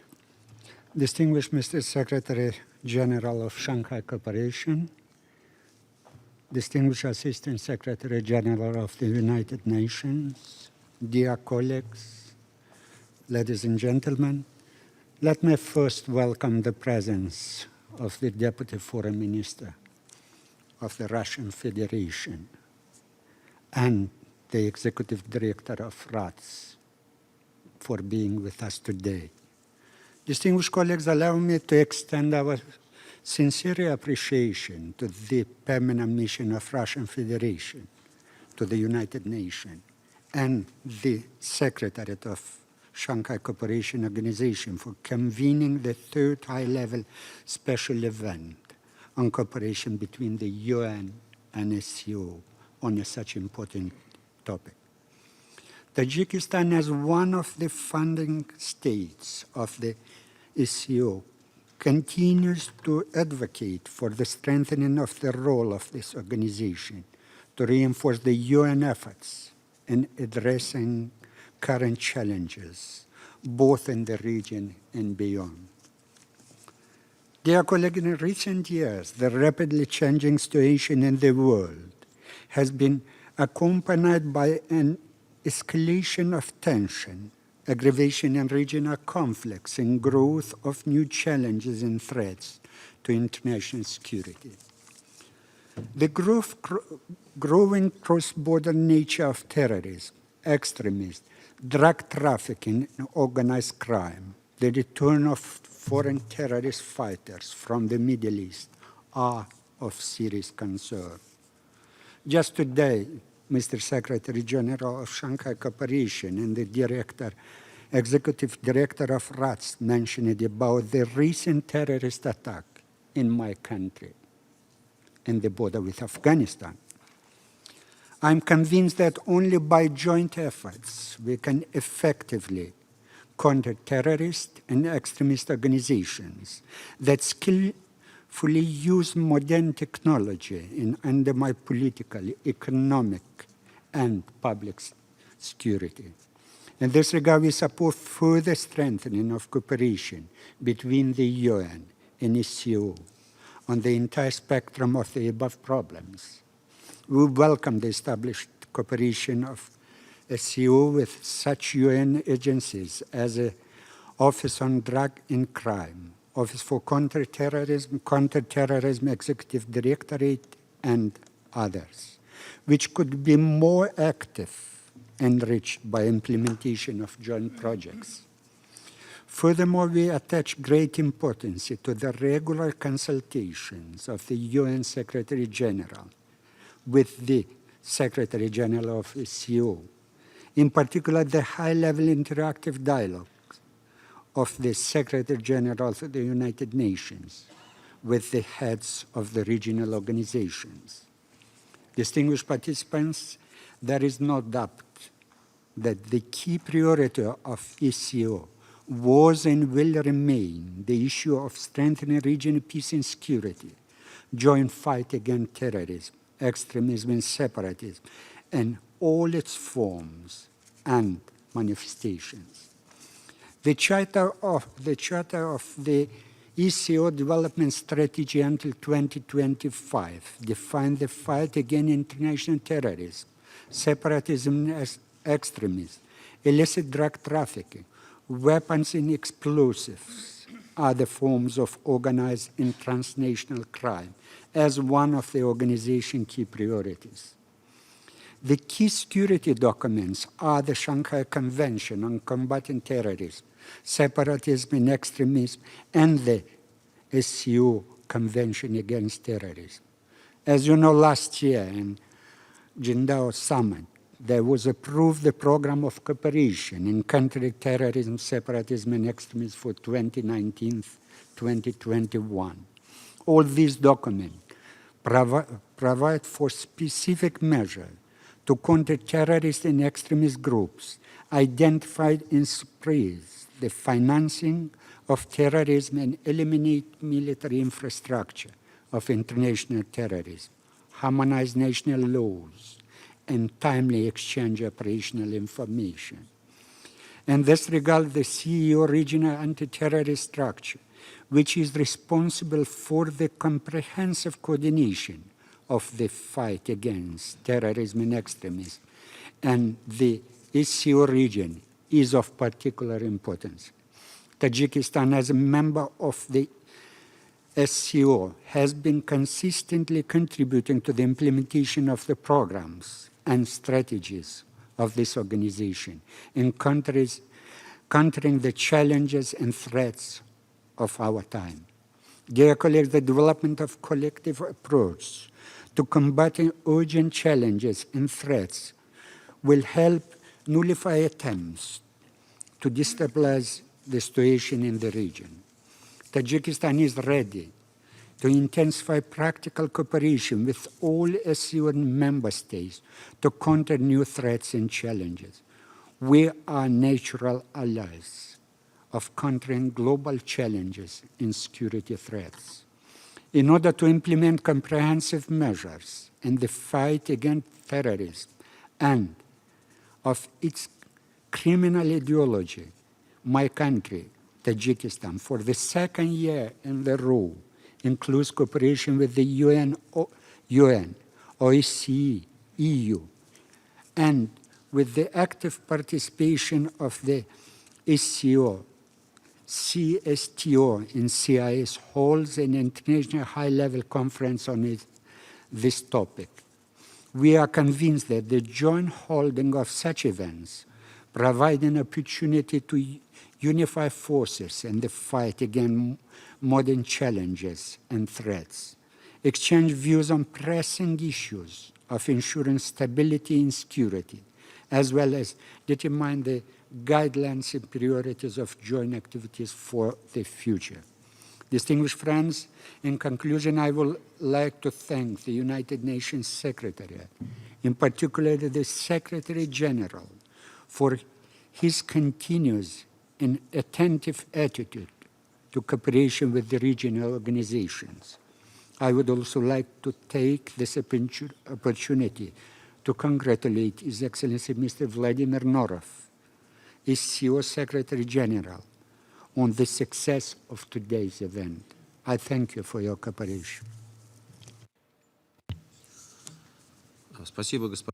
Thank you, Mr. Makhmadov. I now give the floor to the permanent representative of the Republic of Uzbekistan, His Excellency Mr. Bakhtiyor Ibrahimov. Thank you, Mr. Chair. Your Excellency Vladimir Norov, Secretary General of the SCO, Your Excellency Igor Margulov, Foreign Minister of Russia, the Honorable Jumakhon Giyatsev, Director of the Executive Committee of the Short Parts, distinguished participants, ladies and gentlemen. First of all, I would like to commend the Permanent Mission of the Russian Federation and the Secretariat of the SCO for convening this high-level special event on the cooperation between the United Nations and the SCO. Today's forum is indeed a very meaningful and timely event, which provides us with an excellent opportunity to exchange opinions on the current state and future direction for mutually beneficial cooperation between the two organizations in promoting peace, security, and stability, as well as in preventing the linking of terrorism with organized crime and its financing through drug trafficking. Mr. Chair, since its establishment, the SCO has evolved into one of the important factors of regional and global politics. It has become possible, first and foremost, thanks to its solid founding principle encompassing the Charter and other basic documents of the organization, such as openness, equality, its members, consensus-based decision-making, non-block nature of the ACO, and others. Given this circumstance, Uzbekistan has been coherently intensifying its activity in the ACO. In particular, over the past 3 years, the President of Uzbekistan, His Excellency Shavkat Mirziyoyev, has proposed a number of important initiatives in the area of security, in trade, in economic, scientific, educational, cultural, humanitarian, and other realms that opens a myriad of opportunities for expanding multifaceted cooperation between the United Nations and the ECO. Earlier this month, Uzbekistan hosted a meeting of the head of government of ACO member states where a wide range of issues of deepening cooperation have been discussed and prospective areas for furthering trade economic ties have been identified. Mr. Chair, today the world community faces a dangerous trend related to transformation of threat of terrorism and emergence of new mechanisms and channels of its financing, as well as new methods of spreading extremist ideology. This trend can be manifest in the following. First, international terrorist groups actively and swiftly employ new technologies for augmenting their financial and technical potential. And previous speakers have already mentioned about this dimension of their activity. Second, terrorists are widely diversifying sources of their operations. Third, destructive elements are trying to use the existing shortcomings in protecting and managing state borders for expanding drug trafficking and other types of transnational organized crime. Fourth, terrorists are striving to get a foothold on new developing international transport transit corridors with the name of trafficking in person and drugs, as well as of mobilizing other sources of financing terrorism. In addressing these complex challenges, the international community needs to apply a multifaceted approach. In particular, the development of practical measures should become one of the imperatives of regional and international cooperation in the area of security. In this regard, Uzbekistan welcomes positive dynamics that have lately been observed in cooperation of the ACO with the United Nations Regional Center for Preventive Diplomacy for Central Asia and ACO's counterterrorism structure with the UNOCT. From our perspective, such collaboration is one of the prerequisites for the success of the overall effort in confronting terrorism. Mr. Chair, at the national level, Uzbekistan has been undertaking robust measures in combating terrorism and drug trafficking. Today, Uzbekistan is a signatory to all 14 relevant UN conventions and protocols on countering terrorism.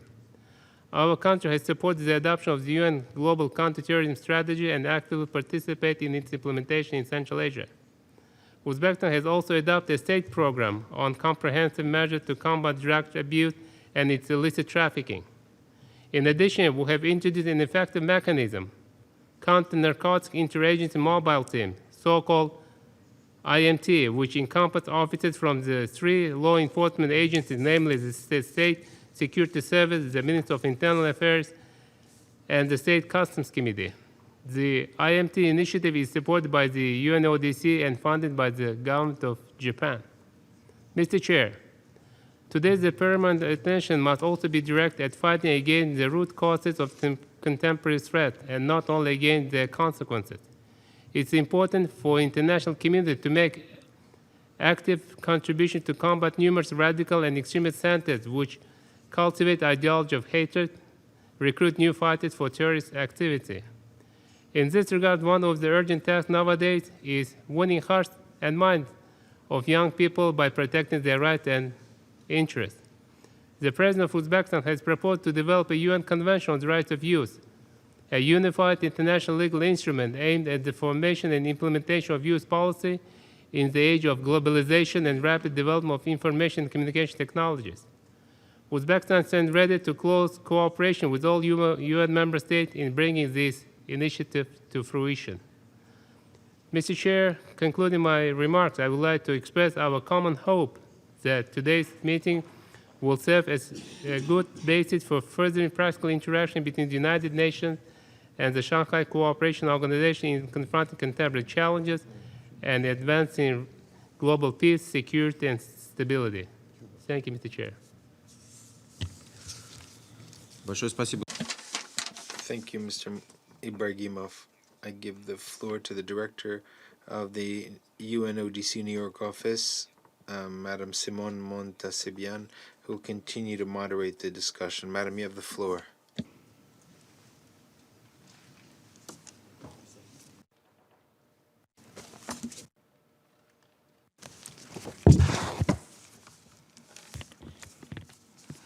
Thank you, Secretary General Norov, for inviting UNODC to this third high-level special event. I was honored to participate in the previous two held. Today, the nexus of transnational organized crime, illicit drug trafficking, trafficking in arms, and terrorism is of significant concern not only to SCO member states, but also the larger world. In view of the fact that SCO member states collectively represent over 3 billion people, both the organization and the UN need to continue to lead a coordinated response to guarantee safe and secure lives and ensure prosperity of the next generation. The adoption of the 2011 MOU between the SCO and UNODC aimed at promoting partnerships across a range of areas related to international health, safety, and security provided a platform through which the two organizations can implement joint activities and complement each other's work. Jointly with the SCO, UNODC remains committed to supporting countries of the region address shared security challenges, and UNODC will further rely on the SCO, which plays a critical role in building trust and confidence in the region and beyond. Enhanced cooperation and dialogue between our organizations is important to further advance progress through balanced responses in support of the Sustainable Development Goals. And as Secretary General Norov mentioned, we were very honored to co-organize with the SCO high-level side events during the ministerial segment of the Commission on Narcotic Drugs in Vienna, not only this year, but the two previous years. And it is a most valuable occasion to have that regular opportunity to assess developments in the SCO region and review the outcomes of actions undertaken within the framework of our cooperation, including addressing record opium cultivation and production, as well as precursor trafficking.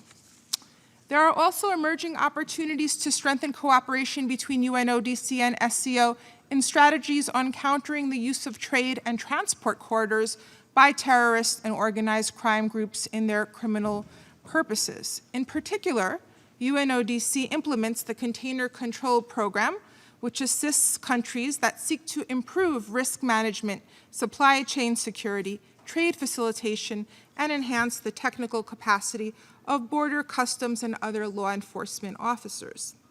Recent developments in the recruitment, return, and cross-border movement of foreign terrorist fighters present numerous pressing challenges for criminal justice systems of SCO member states. States must strengthen their legal frameworks against terrorism, as well as reinforce capabilities of their criminal justice systems to implement counterterrorism measures consistent with the rule of law. Suppression of terrorist financing, prevention of the spread of violent extremist propaganda, and promotion and protection of the rights of victims, including returning women and children, constitute an invaluable part of our work. As to those held in various camps and detention facilities after the fall of ISIL, governments in the region put considerable efforts in returning large numbers of their citizens. This is an important sign for other countries who have been more reluctant in bringing back their nationals.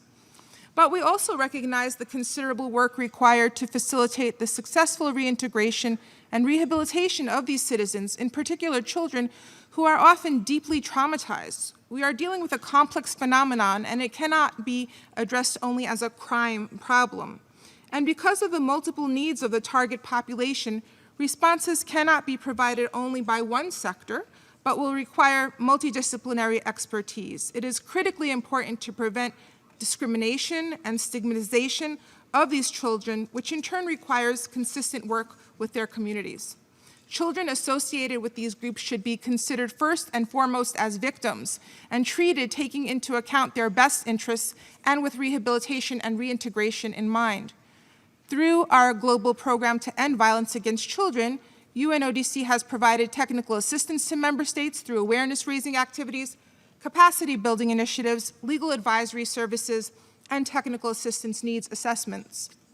UNODC is fully committed to work with countries in the region on the protection of women and children returning from conflict zones. Violent extremism and radicalization in prisons is of increasing concern to the international community, including the ability to protect against and disengage prisoners from ideologically based violence. Poor conditions, overcrowding, understaffing, insufficient staff training, and a lack of programming all heavily undermine the capacity of prison and correctional administrations to effectively manage violent extremist prisoners. These deficiencies may provide powerful entry points for efforts to radicalize prisoners to violence. UNODC supports countries in the region, such as Kazakhstan and Kyrgyzstan, in enhancing the capacity to manage and mitigate the threat of terrorist and FTF prisoners and to prevent radicalization to violence in their prison systems effectively. The UN Standard Minimum Rules for the Treatment of Prisoners, also known as the Nelson Mandela Rules, for which UNODC acts as the custodian, are key in this respect, as they provide the universally recognized blueprint for good prison management. Excellencies, the use of the internet and social media for terrorist purposes is a rapidly growing phenomenon requiring a proactive and coordinated response. These are used not only in the attempt to radicalize individuals, including youth and children, to violence, but also in recruitment, financing, planning, and executing terrorist attacks. It is vitally important to address this phenomenon, which disregards national borders, amplifying the potential impact on victims through developing counter-narratives and other strategic communications that may be an effective means of disrupting the process of radicalization to extremist ideologies, which may in turn be manifested through acts of terrorism. Additionally, it is important to build capacities of law enforcement officers to deal with cybersecurity without over-policing in accordance with human rights frameworks, as well as train judiciary on obtaining digital evidences. Thank you, Secretary General Norov, for your commitment and leadership. UNODC remains committed to working with the SCO in supporting the region and the wider international community to address shared challenges. And now it is my pleasure to introduce a brief video on SCO anti-drug cooperation, after which I will open the floor to SCO observers, dialogue partners, and others.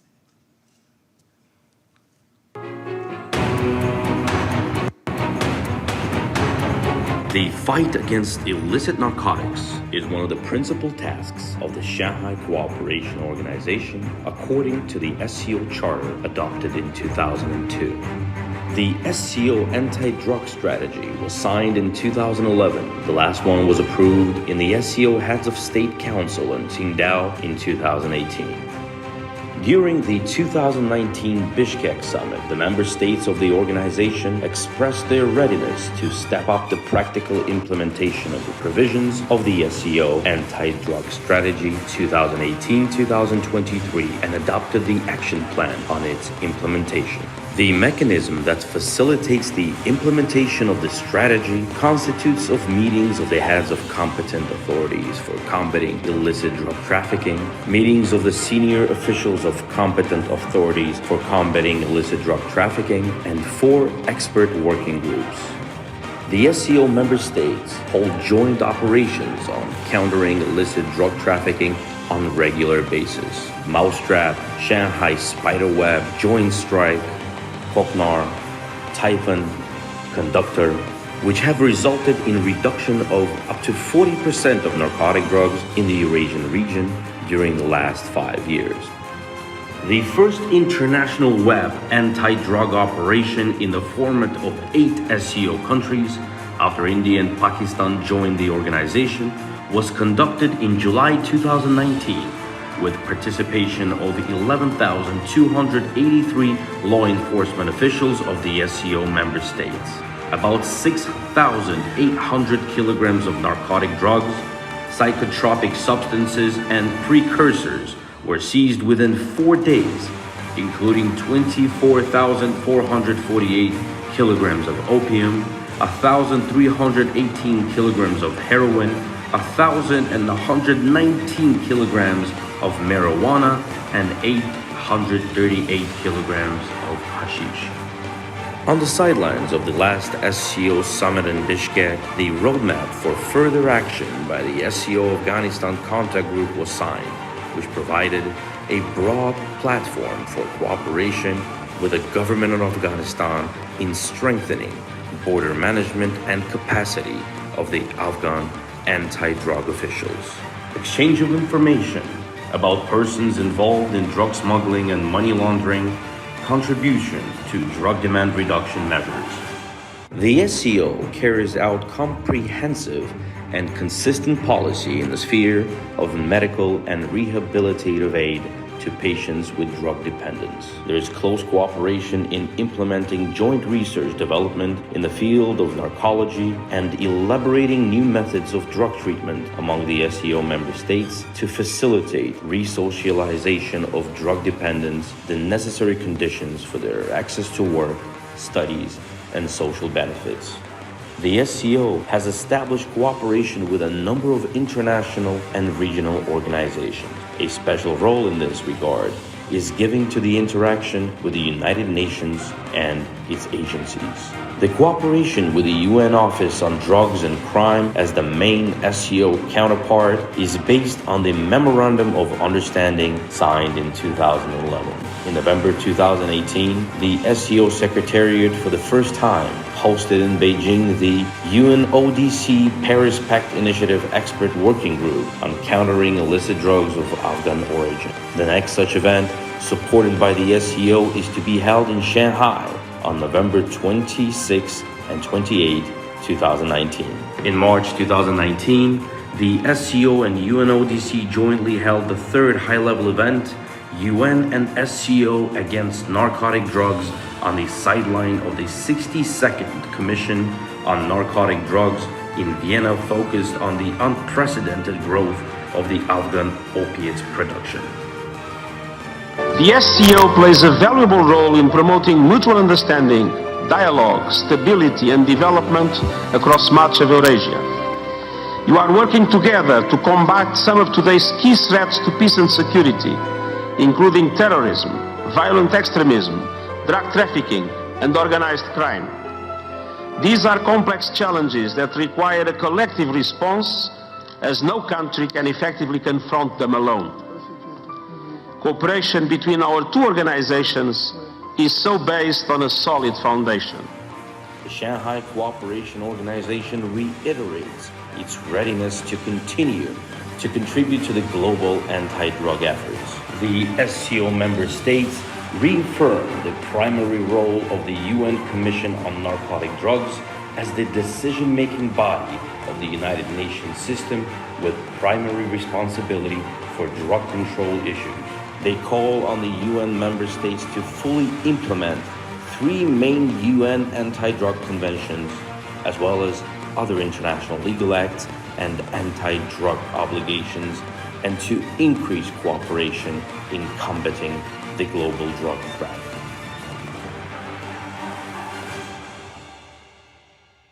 And now, with that helpful background, it's my honor to give the floor to SCO observer states, starting with Her Excellency Ambassador Raz, Permanent Representative of Afghanistan to the United Nations. You have the floor, Excellency. Thank you, Madam Chair. Esteemed colleagues, Afghanistan views the Shanghai Cooperation as an important and influential regional platform, bringing together various nations that have much to share in terms of security, economic integration, cultural and human capital. Despite the specter of global uncertainty, the SCO member states have reasons for celebration and optimism as adherents to the Shanghai spirit, because it has not only resulted in overcoming of inherited problems, but it also has created a platform for the historic transformation of Eurasia into a continental economy. Deepening ties between the SCO, UN, and its specialized agencies as an important step in enhancing practical cooperation and continuing to achieve sustainable and meaningful changes. Excellencies, Afghanistan understands all too well the devastating and destabilizing impact that terrorism has. As a frontline state, we bear the bulk of the burden in the fight against terrorism and extremism. Terrorist groups threaten our people's safety and our country's security and prosperity.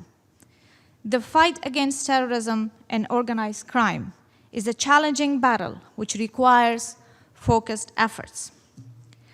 Afghanistan sees a direct link between terrorism and financing through drug trafficking, and that's why we see a direct link between counterterrorism strategy and counter-narcotic strategy.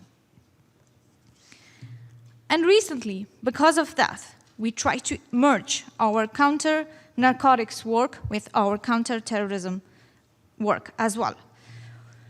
We carried countless operations by our security forces trying to tackle and destroy the drug processing factories. As such, between June and July, only 773 operations were done. Excellencies, the fight against narco trade is as challenging as much as our fight against terrorism. There should be no doubt in our genuine efforts, in our genuine fight and commitment against terrorism and to tackle this means of narco trafficking as well. Afghanistan pays the highest price, and that is why it is important for us. We must acknowledge that the complexity of the problem and to develop a comprehensive regional and global strategy which looks both at the demand and also at the supply chain of the issue. We must also look at the overseas financial safe havens for drug traffickers and beneficiaries. As said, none of these issues are single country issues. The challenges presented by terrorism and the related organized crime and drug trafficking need a concerted approach by the international community, particularly as it pertains to the trafficking of drugs and illicit goods. Afghanistan embraces the continued collective efforts of the SCO to tackle these challenges. That's why the SCO contact group on Afghanistan is an important mechanism and the appropriate mean regionally to critically look at our shared challenge and develop the right measure against narco trade and narco businesses, as well as private financial safe havens, overseas financial safe havens. We strongly believe that peace and security are necessary precursors for development. And tackling terrorism is the first step or the foundation step for stability in my country. Now that Afghanistan is entering an important stage in our efforts towards peace with the Taliban, the issue of narco trade and narco finance is also an important issue because a big part of Taliban's destructive activities are financed through drug trafficking, which requires all of us in this room, and especially those who are working on the negotiation efforts with the Taliban to address the narco business and the narco trafficking issue as well. Afghanistan values SCO's active participation in our journey of having comprehensive regional counter-narcotic and counter-terrorism strategy because the two are very directly linked. We also see a great potential for collaboration between the Heart of Asia Istanbul process and the SCO. As a country that strongly believes in regional cooperation and taking innovative and practical steps, Afghanistan has proven to be an important ally and partner of SCO and helping our region to enjoy greater collaboration. To conclude, Afghanistan is strongly committed to working closely with the SCO on key issues and deeply appreciates the region's commitment to peace and prosperity in my country. We will continue to be a supportive and active partner, and we look forward to becoming a key member of these organizations in the future. Thank you. And I now give the floor to the next SCO observer state, Belarus. Ambassador Valentin Rybakov, the permanent representative of Belarus to the UN, you have the floor. Your Excellencies, colleagues, friends, first of all, allow me to express my gratitude for the organizing of today's event. Belarus has consistently advocated in favor of enhancing the role of regional organizations and strengthening international security. In our view, ultimately, regional cooperation will make it possible to strengthen global security, which is currently under constant threat and challenge. A good example of this kind of cooperation is precisely the Shanghai Cooperation Organization, and Belarus is an observer in this organization. Without any doubt, countering the link-up between terrorists and organized crime and drug traffickers is one of the most important areas of cooperation in the SCO region. We believe that it's also an excellent example of joint and depoliticized efforts of states in combating terrorism.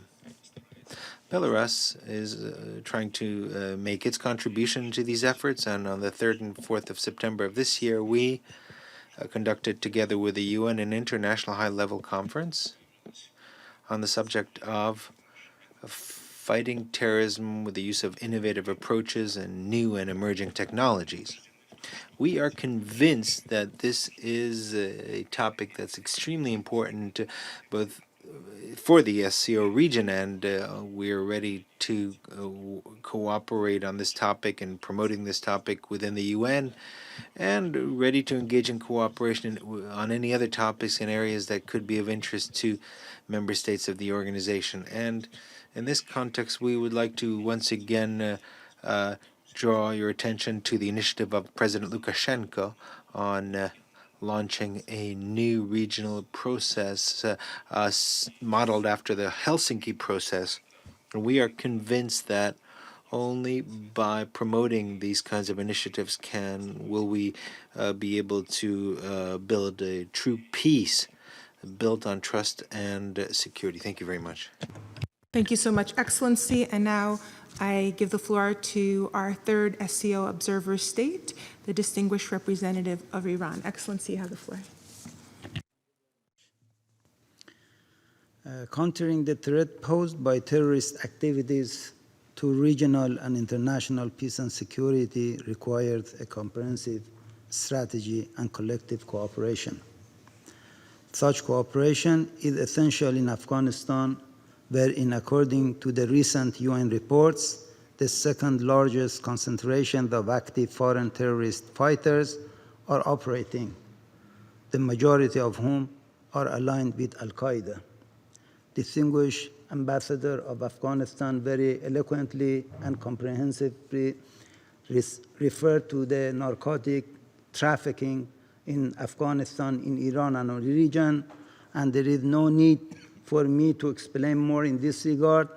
What is very necessary for particularly our region is the close cooperation of international community, particularly United Nations and regional organizations like SCO and others, to cooperate closely with the countries in the region, particularly Afghanistan and Iran, in combating this menace in the region and beyond. According to these reports, concern remain about the short and long-term threats posed by ISIL and Al-Qaeda-aligned groups and foreign terrorist fighters who have established themselves in Afghanistan territory.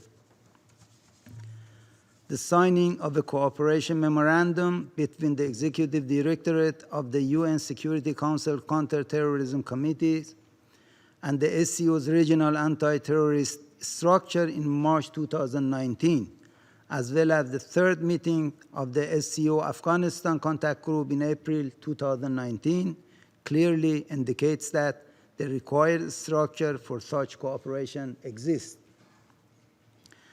As underlined by the Council of Heads of States of SCO in its meeting in June 2019, it attaches great importance to strengthening global cooperation in efforts against terrorism under the UN central role, without politicization and double standard, while respecting the sovereignty and independence of all states. It also reiterated the unacceptability of interfering in the domestic affairs of states under the pretext of countering terrorism and extremism. We underline the importance of the cooperation between the United Nations and the SCO in countering terrorist threat. We hope that this event will further improve and deepen the cooperation between these organizations. As one of the main victims of terrorism and a pioneer in countering terrorism and extremism in the region, and also as a UN member and a SCO observer, the Islamic Republic of Iran will resolutely continue its regional cooperation in anti-terrorist efforts and stand ready to cooperate to join activities of the UN SCO in countering terrorism, drug trafficking, and organized crime. I thank you. We move to SCO dialogue partners, beginning with Cambodia. Thank you, Madam Moderator. As member of the United Nations and dialogue partner of the SCO, Cambodia notes with high appreciation of close cooperation between the two institutions, with an effort to maintaining international peace and security, fostering global development, as well as promoting the protection of human rights. The works of the two institutions are mutually reinforcing. Mr. Chairman, terrorism is a global issue which poses a great concern to all countries. To fight against these terrible crimes requires close collaboration and collective action among the member states, including sharing of intelligence and best practices, as well as capacity building needed for law enforcement in these particular areas. Full implementation of the relevant Security Council resolution and UN Global Counter-Terrorism Strategy would be a tremendous help in the fight against this terrorist activity. More often, we can see linkages between the terrorism and organized crimes. Terrorists and extremists generate their finance, among other means, through illicit drug trafficking. Their activities are interconnected. To break this cycle, we should focus not only on combating terrorism alone, but also tackling illicit drug trafficking and undercutting their connectivity. Cambodia actively joins with regional effort in ASEAN to fight against illicit drug trafficking. As Cambodia assumed its chairmanship of the ASEAN Senior Official Meeting on Drug Matters, we will try our best to find more venues to enhance cooperation between the UNODC, the SCO, and the ASEAN in combating the illicit drug trafficking. Cambodia will host the 7th ASEAN Ministerial Meeting on Drug Matters in 2020, which will serve as a good platform to discuss and find appropriate measures in addressing drug problem. Cambodia welcomed the signing of the cooperation memorandum between the Executive Directorate of the UN Security Council, Counter-Terrorism Committees, and the CSO Regional Anti-Terrorist Structure in March 2019. This will further strengthen the cooperation between the United Nations and the SCO in the fight against terrorism and organized crimes. As I conclude, Mr. Chairman, once again, as dialogue partners, Cambodia highly values all the work carried out by the SCO and commit to expediting our membership application process with a view of becoming a full-fledged members of this important organization in the near future. I thank you. Thank you, Cambodia. And now we move to Nepal.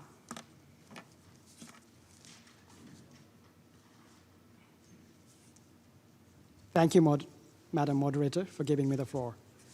Mr. Chair, Excellencies, first of all, I'd like to thank the Russian Mission and Asia Secretariat for organizing this event.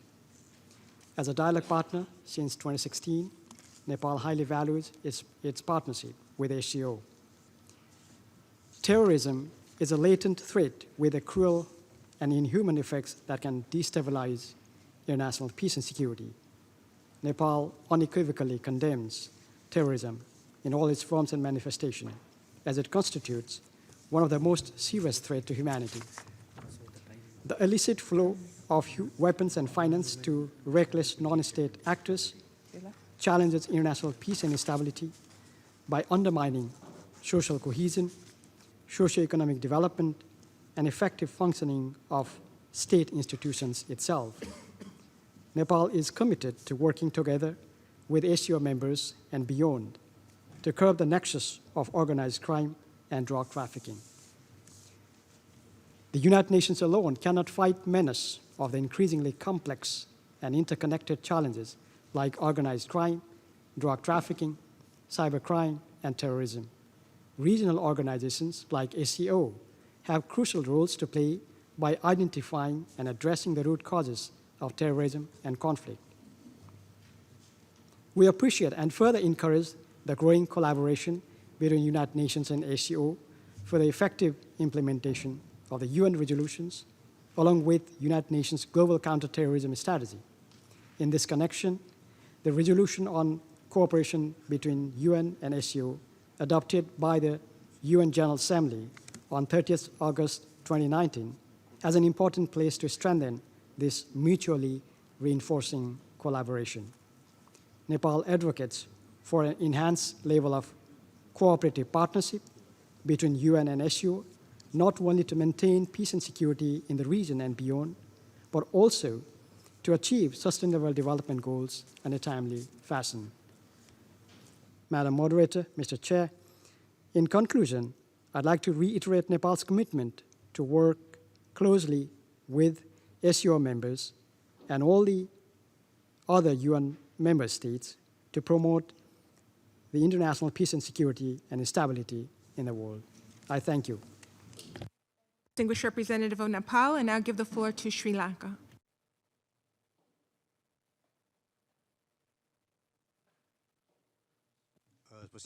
Thank you, Mr. Chairman. Thank you, Madam Moderator. Excellencies, distinguished delegates. My delegation wishes to thank the delegation of the Russian Federation and the Shanghai Cooperation for organizing this event. Sri Lanka, being a dialogue partner of the SCO, was pleased to support Resolution 73/334 entitled Cooperation between the United Nations and the Shanghai Cooperation Organization this August, and will continue to remain engaged with the work of the organization to further its objectives to strengthen regional security and economic ties. Indeed, the customary broad-based support for this draft resolution serves to underscore the importance of the international community has attached to the work of the SCO in promoting peace, security, and stability in the region. As a nation that successfully fought against domestic terrorism for nearly 30 for 13 years, and one that recently suffered an ISIL-inspired terrorist attack on Easter Sunday this year, Sri Lanka is acutely aware of the need of sharing information and intelligence in combating terrorism. International networks with linkages to organized crime remains a critical lifeline for terrorist and violent extremist groups, with drug trafficking increasingly becoming part of these arsenal and being directly related to the financing of terrorism. New challenges have emerged due to the changing face of terrorism, including its cross-border financing, the rapid advancement of terror technology, porous borders, and large movements of humanity due to violence. Increased mobility at sea also further fuels opportunities for drug trafficking, illegal arms trade, migrant smuggling, and trafficking in persons often linked to terrorism. Little states such as Sri Lanka are at the forefront of securing its maritime routes from such illicit pursuits. The exponential growth in the use of the maritime domain for criminal activities requires greater focus and attention, as does a re-examination of whether legal frameworks are adequate to effectively counter transnational organized crime in this sphere. Madam Moderator, Mr. Chairman, in order to strengthen the country's preventive framework, Sri Lanka is party to the UN Convention related to drugs and psychotropic substances, including their illicit trafficking, and the UN Convention on International Organized Crime. The country's domestic counterterrorism legal regime remains strong, including in the areas of anti-money laundering and countering the financing of terrorism, which is carried out by the National Financial Intelligence Unit. Mandated institutions also undertake diligence measures to combat money laundering and financing of terrorism. Sri Lanka is a founder member of the Asia-Pacific Group on Money Laundering. Recently, Sri Lanka was removed from the grey list of the Financial Action Task Force on Money Laundering.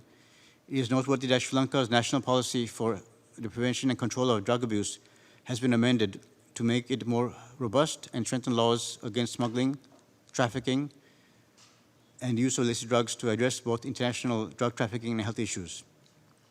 Sri Lanka has been engaged closely with the Global Maritime Crime Program of UNODC, which has relocated its headquarters to Sri Lanka.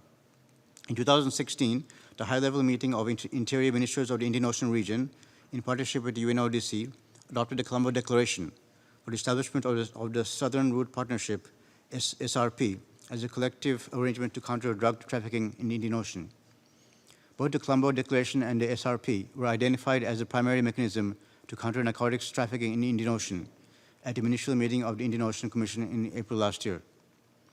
Sri Lanka also participated at the high-level conference on international and regional cooperation on countering terrorism and financing through illicit drug trafficking and organized crime held in May this year in Tajikistan, and was pleased to represent at the ministerial level as a briefer at the Area Formula meeting on the maritime crime as a threat to international peace and security in June last year.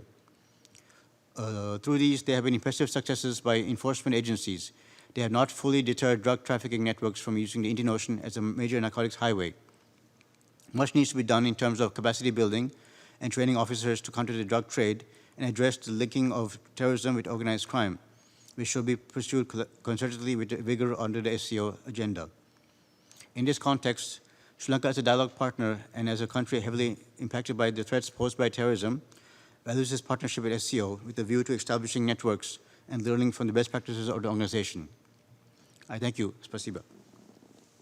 Thank you so much, Sri Lanka. I now give the floor to Turkey.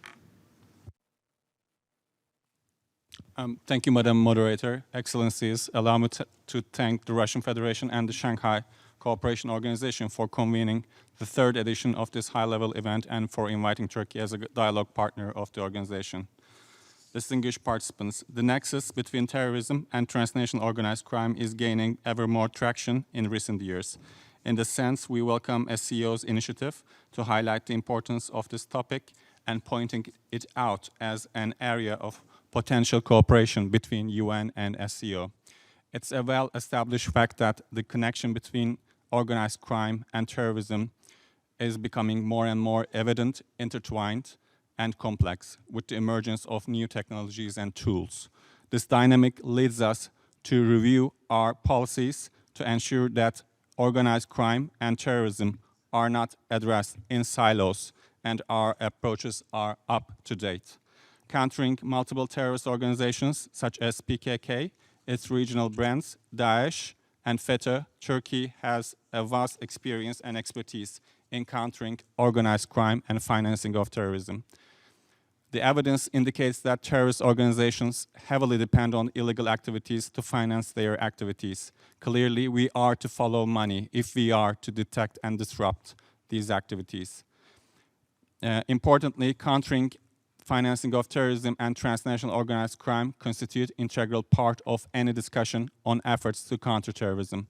Turkey consistently promotes strengthening the international efforts on countering the ways and means that terrorist organizations support and finance their activities through exchange of information and intelligence as well as good practices. The UN Security Council resolutions constitute the central legal framework in this area, and Turkey duly integrates these resolutions into its national legal system. In conclusion, Turkey as a dialogue partner is ready to further consolidate its cooperation with the SCO in this important field. To address the issues on our common agenda, we remain committed to work closely with the SCO in the years to come. Thank you. Thank you, Turkey, and I now give the floor to Azerbaijan.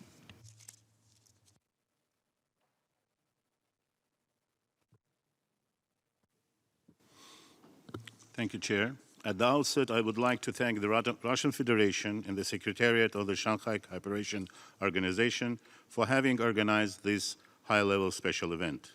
Terrorism and related criminal activities continue to represent a serious threat to international peace and security, to the enjoyment of human rights and fundamental freedoms, and to the political independence, sovereignty, territorial integrity, and the social and economic development of all member states.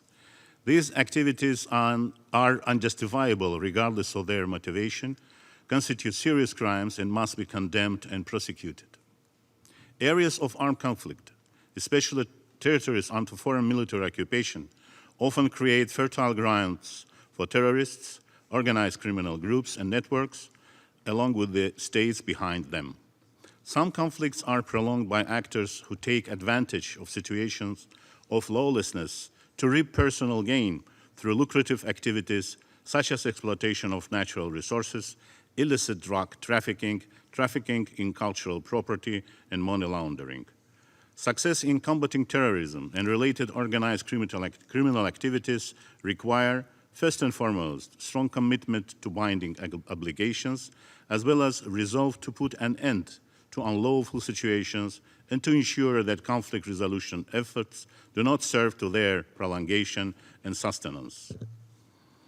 The strict compliance by all states with their international obligations, including the relevant resolutions adopted by the Security Council, is critical to ensure, inter alia, that their respective territories are not used for terrorist and related criminal activities, in particular for terrorist installations, training camps, the preparation of terrorist acts against other states, financing of and providing directly or indirectly any support to such activities under whatever pretext or disguise. It is also essential to address conflict-related violations and abuses of human rights through all available means. Strengthening both international and national justice responses are critically important to ensure accountability. With an increase of terrorist acts, comprehensive and integrative approaches to combating this scourge through coordinated international actions are vital. Azerbaijan strongly supports enhanced individual and collective counter-terrorism measures towards that end. Significant efforts have been made by the United Nations and other international regional and sub-regional organizations to promote cooperation and coordination and to strengthen the capacities of member states in combating international terrorism and organized crimes. It is important that such efforts continue and expand.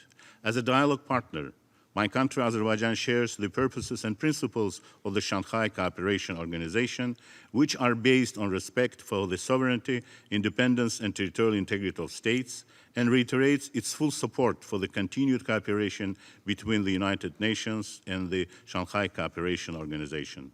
Azerbaijan is pleased to develop its partnership relations with the organization in strengthening regional security and stability, countering terrorism, extremism, and separatism, drug trafficking and related criminal activities, and promoting regional cooperation in other areas of mutual interest and concern. I thank you. Thank you so much, distinguished. I now give the floor to Armenia.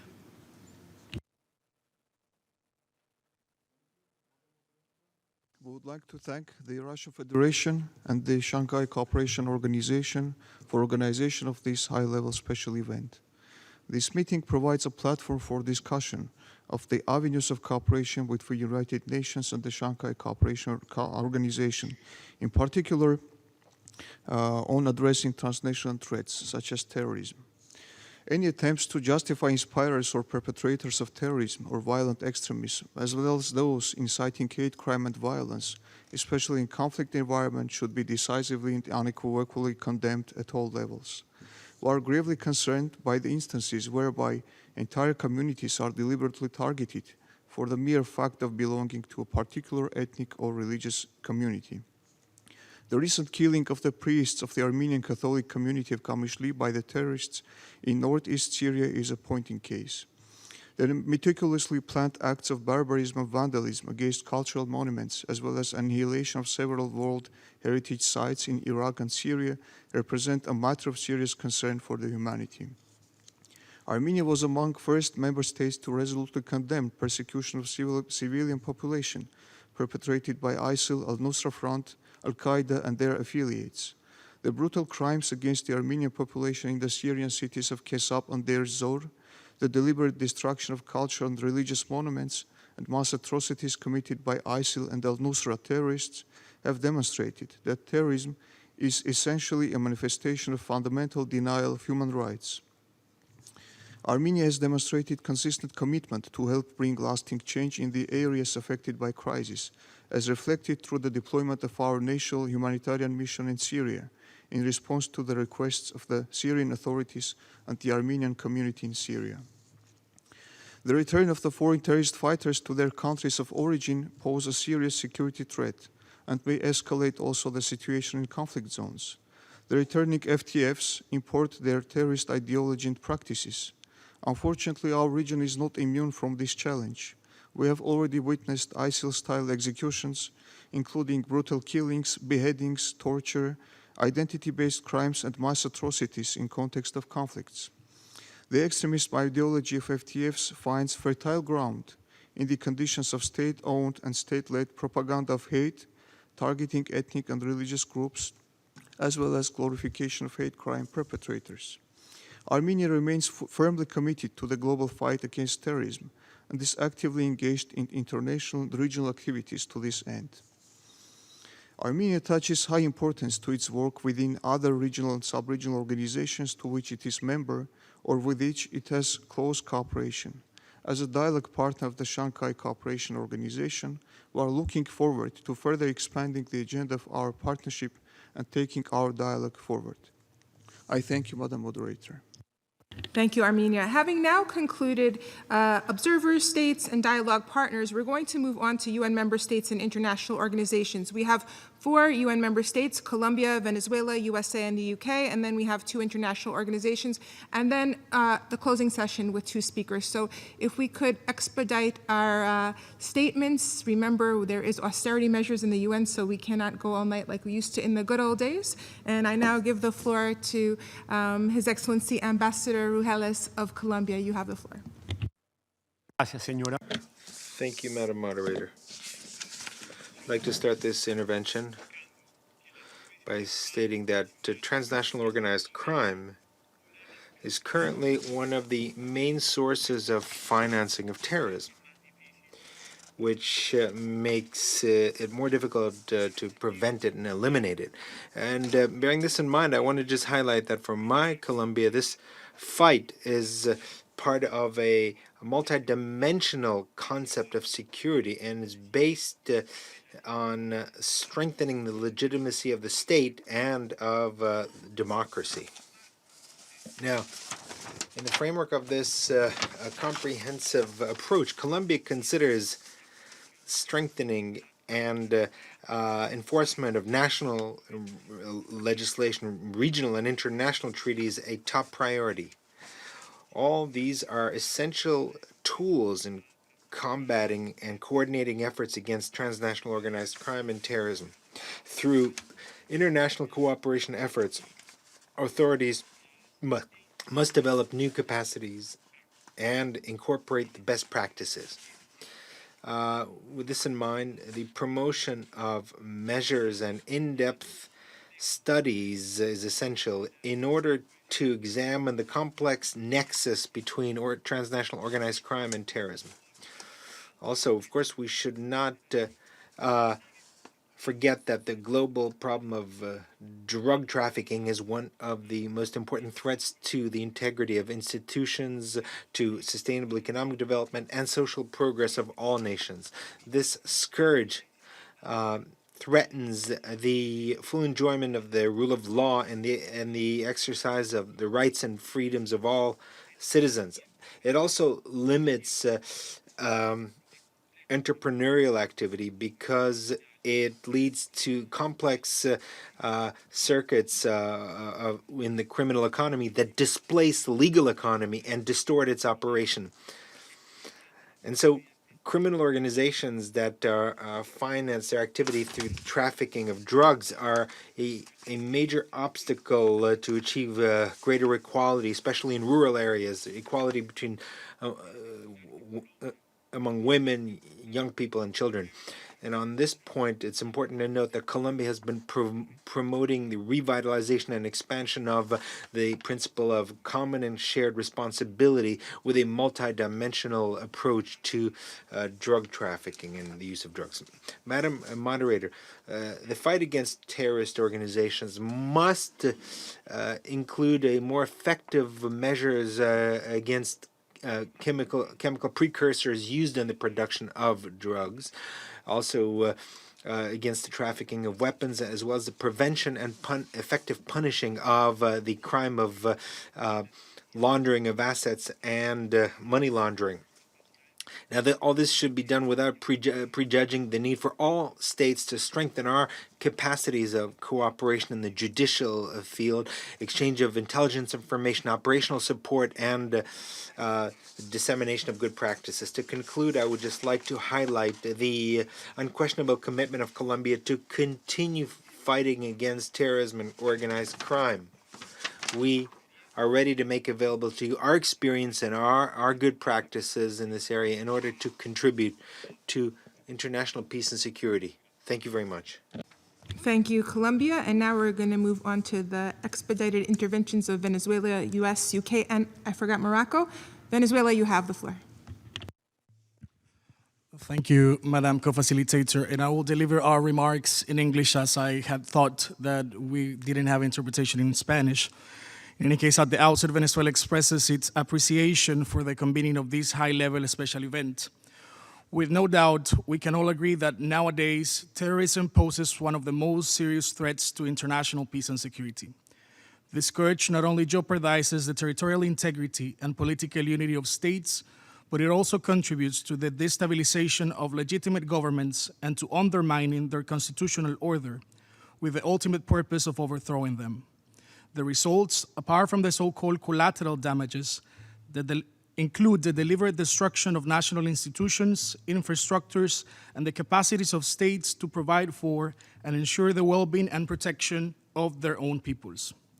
Now, within the framework of the ongoing operations of disinformation and the systematic acts of aggressions against Venezuela, in Latin America and the Caribbean, a region that has been declared a zone of peace since 2014, we're currently seeing attempts to fabricate a casus belli that would justify the use of foreign military forces against my country. One example includes the efforts of the US government and its satellites in the region, together with the support of big media corporations, to impose in public opinion a narrative that is aimed at creating new concepts, such as narco-terrorism, which not only hasn't ever been discussed at the intergovernmental level, but which more importantly seems to ignore the fact that drug trafficking and terrorism are two different phenomena addressed through different legal frameworks. Having previously said that one of the main objectives of terrorism is to use violence in the pursuit of political aims, including the overthrowing of constitutional, legitimate, and democratically elected governments, the strategy previously mentioned is intended to increase tensions and militarize relations in our region, and thus set the ground for responding to a simulated, non-existent, unfounded, manufactured, and fake aggression that would be then protected by the inherent right of legitimate defense provided for in Article 51 of the UN Charter. We must understand this operation in the context of the activation against our nation of the Inter-American Treaty of Reciprocal Assistance, or the Rio Treaty, against our nation, an instrument associated with the Cold War, with the division of the world into ideological blocs, with the use of military force to maintain the hegemony of the US government in our region, and of which Venezuela is no longer a party since 2013. This treaty, as we have denounced before the Security Council, is being not only invoked for Venezuelan domestic political reasons that have nothing to do with the maintenance of international peace and security, and without even presenting any sort of evidence that would justify a military response, but it is also being manipulated to deliberately ignore the authority of the UN Security Council. In light of the above, Venezuela concludes reaffirming the role that regional arrangements can play in dealing with matters related to the maintenance of international peace and security, including the Shanghai Cooperation Organization, in line with the provisions of Chapter 8 of the UN Charter, insofar as they do not attempt to arrogate themselves responsibilities that have been clearly entrusted by the Charter in other main bodies of the organization, and reiterating the need to assume the fight against terrorism in a frank manner, without politicization, and through the full implementation, not selectively, of international instruments and UN resolutions on this subject.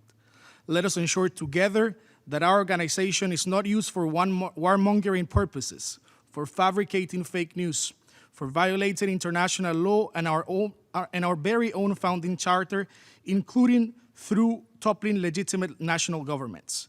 Let us redouble our efforts for an enhanced cooperation at all levels to ensure adequate, strengthened, and effective responses to these evolving challenges that we're addressing today during this special event. I thank you, Madam Moderator. Gracias, Venezuela. And now we move to the U.S. Thank you, Director Monosibian. We'd like to thank the Russian Federation and the Shanghai Cooperation Organization for holding this important event and for giving us non-members a chance to attend and speak. In particular, we'd like to welcome Deputy Foreign Minister Morgulov for your strong leadership and partnership on a range of issues, including on North Korea. The United States is firmly committed to the fight against terrorism, no doubt. And as such, we commend the Shanghai Cooperation Organization and its members for focusing all this effort and energy into countering terrorism and violent extremism in your region and beyond.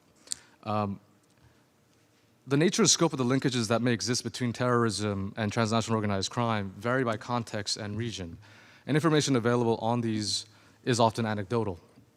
The United States supported the adoption of Resolution 2482 adopted by the Security Council recently in July that called on the importance of member states to continue to conduct research to better understand these links. We also strongly support the efforts of the UNODC in this regard. Moving to terrorism, we would like to raise a few conceptual concerns with the way in which the SCO has prescribed for its members on how to counter terrorism. And we mean this from the best place possible because we're all in this fight together and we're all trying to go after the same people. The United States believes in the fundamental importance of compliance with international human rights law when countering terrorism. Efforts to counter terrorism that violate human rights ultimately breed resentment and further fan the flames of violent extremism. For this reason, when member states or regional organizations conflate terrorism with nonviolent political dissent, we believe they do a disservice, not only to the protection of human rights and fundamental freedoms, but also to international efforts to defeat terrorism. For these reasons, we do have serious concerns with the SCO's conflation of separate concepts we believe should be treated differently, and namely those are separatism and extremism, to include nonviolent extremism with terrorism. The SCO does draw on such equivalence in its core counterterrorism documents, including the Shanghai Convention on Combating Terrorism, Separatism, and Extremism, and the SCO's RAD's founding agreement. For example, when we look around, we were unfortunately concerned by the recent discovery that in internal PRC documents that have recently come to light, the documents advise Chinese officials to inform the relatives of detainees that, quote, "It is just that their thinking has been infected by unhealthy thoughts. Freedom is only possible when this virus in their thinking is eradicated and they are in good health," end quote. This is, for us, profoundly disturbing. Countering terrorism must not be used as an excuse to suppress freedom of expression, thought, belief, or conscience, all of which should be upheld by all member states. For this reason, we also have strong reservations over the June 2017 SCO statement on joint counteraction to international terrorism. Conflating the so-called three evils means that we end up confusing those that may have different or extreme but non-violent views with those that are actively committing terrorist acts. We are here today in part to call on SCO members to adjust this concerning notion of the three evils within their documents and work, to be consistent with international law and norms that we tried so hard to uphold and protect. We have worked with many of the member states in this room today, and we know that our partners are keen to protect and promote human rights while countering terrorism. SCO RATS notes that the goals and principles of the UN Charter guide its work. If this is the case, we'd like to propose that the SCO RATS should make sure that all sections of the Charter, including those that promote encouraging respect for human rights and fundamental freedoms, inform its work. Finally, while political declarations and meetings such as this one today are important to raise awareness and inform member states and regional organizations of efforts underway, the Secretary General and UNOCT should also try to offer the same level of attention to other regional and sub-regional organizations that are actively engaged in concrete efforts to counter terrorism and help build member states' capacities to implement internationally supported standards and norms.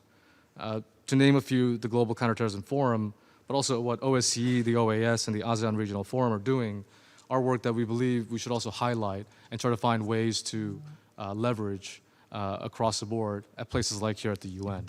Thank you very much for this opportunity. Thank the distinguished representative of the U.S. And now we move to the U.K. Thank you. I'd like to thank Russia and the SCO for organizing this high-level event, and thank you, Director Mona Sabian, for giving me the floor. The United Kingdom welcomes counterterrorism partnerships with regional and sub-regional organizations. As terrorist threats continue to evolve, cooperation among partners is critical to addressing the cross-border movement of money, people, ideas, and other resources. However, and here I echo many of the earlier speakers today, these collaborations must be anchored in the UN's Global Counterterrorism Strategy and the Security Council's resolutions, and reflect a balanced and comprehensive approach in compliance with international law, as outlined by both the Security Council and the General Assembly. To that end, this year we also welcomed the Council's adoption of Resolutions 2462 and 2482, which cover many of the issues discussed today, and note the increased emphasis on the protection of humanitarian activity and stresses the importance of reflecting these considerations in regional partnerships and interactions. While the potential linkages between terrorism and organized crime do vary by region and context, we also recognize the value of a joined-up approach and welcome efforts to build capacity in this regard where it is relevant. Although, as we've heard, Daesh has lost its territory, we know that their networks and their ideas continue to pose a persistent threat. We must therefore continue to prevent terrorism and violent extremism. However, military and law enforcement and other repressive measures will not alone suffice. We must address the underlying conditions which fuel terrorist recruitment and mobilization, and note in this regard that violations of human rights themselves are often a very powerful grievance. We therefore encourage all counterterrorism partners to strengthen collaboration with civil society and ensure that gender and human rights considerations are integrated across the full spectrum of counterterrorism efforts in all regions. We welcomed this earlier today, hearing the Secretary General emphasize the importance of human rights and also reflect on the active engagement of UN partners in the region in ensuring a human rights compliant approach to counterterrorism. And in that regard, we very much welcome the active role of human rights actors, including the High Commissioner on Human Rights, the Special Rapporteur on Human Rights and Counterterrorism, and other partners in the region. A moment on the UK's activity in that space. As many of you know, the UK is active in Central Asia. We collaborate and coordinate with a range of international partners, including UN agencies, the OSCE, the Council of Europe, and the European Union. Regional security, good governance, and human rights and prosperity are our priorities.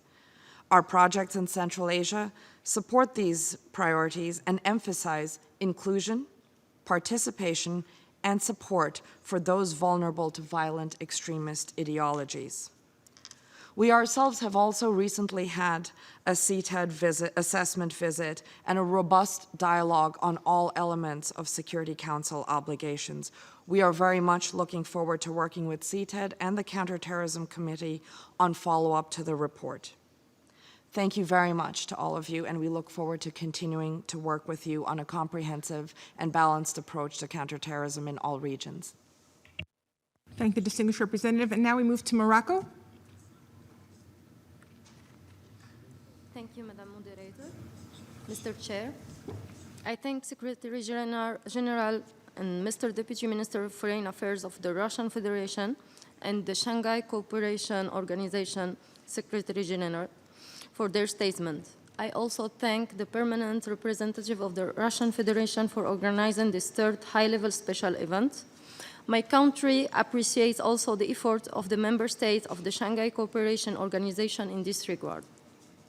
Morocco fully supports the UN General Assembly in adopting the resolution on cooperation between the United Nations and the SCO, which acknowledged the Shanghai Cooperation Organization's constructive role and noted the activity in such area as strengthening peace, security, and stability, countering terrorism, drug trafficking, and other types of transnational crime, and promoting regional cooperation in various areas. Morocco welcomes the cooperation and partnership between the SCO and the UN, the DPPA, UNRCCA, UNESCO, IOM, UNWTO, UNODC, ESCAP, and the UNCT. It demonstrates the role played by SCO with regard to security development and to the region.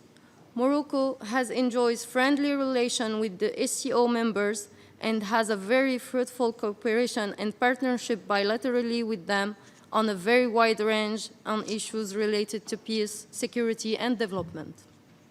Mr. Chair, Madam Moderator, Morocco has actively contributed to promote peace and security throughout the world, the development of international law, and also participate with great dedication to the UN's efforts aimed at reinforcing international cooperation.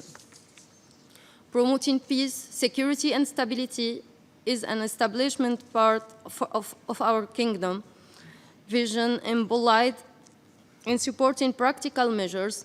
The Moroccan national strategy is in harmony with the United Nations Global Counterterrorism Strategy. Addressing security challenges, fighting terrorism, countering organized crime, and drug trafficking are all challenges that require cooperation through a multilateral approach. In this regard, Morocco supports the work of the United Nations and international organizations through greater harmony and coordination as a springboard for addressing these challenges and promising a better future for humankind. The work done by the Shanghai Cooperation Organization is fundamental in this regard. Morocco also will continue to support strengthening the cooperation between the United Nations and the Shanghai Cooperation Organization. Thank you, Madam Moderator. Thank you, Morocco. And before we move on to our next speaker, I understand that China has asked for the quick right of reply. Thank you, Madam Moderator. China is compelled to speak once again. Just now, once again, we heard a most discordant voice coming from the U.S. Representative, the U.S. abuses the UN platform by disseminating false information and hyping up the so-called Xinjiang issue. China firmly opposes this. Terrorism is a common challenge facing mankind as a whole. The moves taken by China for counterterrorism and de-radicalization have not only maintained security and stability in Xinjiang, but also contributed to the global cause of counterterrorism. And we have, to the greatest extent, safeguarded the rights and interests of our people. Recently, over 60 countries in their joint or individual statements in the Third Committee of the General Assembly supported and hailed China's position on the question of Xinjiang. China urges the U.S. to seriously heed those voices of justice of the international community. The U.S. has suffered serious terrorist attacks several times, but has willfully attacked and smeared other countries for their counterterrorism activities. It has this is a case of typical case of double standard. Ultimately, it will undermine the interests of the U.S. itself. Its woeful hyping of the Xinjiang issue is obviously out of ulterior motive. We demand that the U.S. Stop forthwith its interference in China's internal affairs and stop forthwith politicizing counterterrorism issues or the practice of engaging in confrontation with the UN. And finally, I would like to state that the U.S. Quoted the report in the New York Times, and I must remind the U.S. that the New York Times has been determined by the U.S. side on many occasions as fabricating the false information. Thank you, Madam Moderator. Thank you so much, China. And now we have one international organization that has asked to quickly take the floor. I give the floor to the ICRC for an expedited intervention. Thank you, Madam Moderator. Excellencies, ladies and gentlemen, the ICRC is grateful to the Shanghai Cooperation Organization and the permanent mission of the Russian Federation to the UN for the invitation to participate in this high-level event. Cooperation is necessary in strengthening peace, security, and stability. cooperation is also necessary in respecting limits in armed conflict, which are enshrined in international humanitarian law, IHL. This is why the ICRC highly values its collaboration with the Secretariat of the Shanghai Cooperation Organization in Beijing. We also are very pleased to have signed the Memorandum of Understanding with the Shanghai Cooperation Organization in June 2017 to frame our collective dialogue on and implementation of IHL. Working to ensure respect for IHL is at the heart of the ICRC's mandate and mission on legal, policy, and operational levels.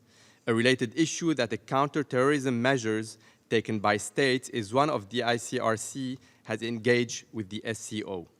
An example of this is the ICRC's address on foreign fighters and their families delivered at the SCO's conference 2 weeks ago in Tashkent. Our message then and now is clear. The ICRC condemns all acts of terrorism, whether committed within or outside armed conflict, and irrespective of the perpetrators. Terrorism negates the fundamental principle of humanity and is contrary to the core principle and objectives of IHL. The ICRC respects states' sovereign right to safeguard their legitimate security interests, including through counterterrorism measures. However, such measures must be consistent with international law, including IHL where applicable. In particular, counterterrorism measures must not impede principled humanitarian action as foreseen by relevant IHL rules. At the Security Council meeting on the links between terrorism and organized crime this July, ICRC addressed our detention work. Annually, the ICRC visits more than 1 million persons in places of detention. In many SCO countries and elsewhere, this work involves persons accused of or convicted of crimes related to terrorism, of whom some have also been assessed by security services of having links with organized crime. In all cases, the ICRC recommends humane treatment, individualized risk assessments, ensuring that restrictions are proportionate, necessary, and legally based, proper training for detention staff, and ensuring good order and security for all detainees, not just specific groups. Of these recommendations, if we are to stress one, it would be ensure detainees are treated humanely. Inhumane conditions contradict state obligations and are counterproductive to preventing radicalization and violent extremism.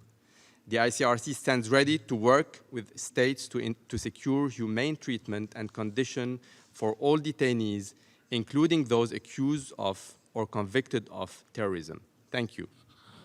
Thank you.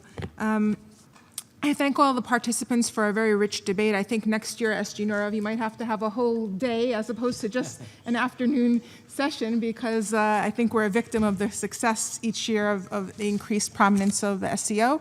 The open session is now concluded, and we will now move on to the closing ceremony with my brother, Dr. Jehangar Khan, Director of UNCCT in UNOCT, and SCO SG Nurav.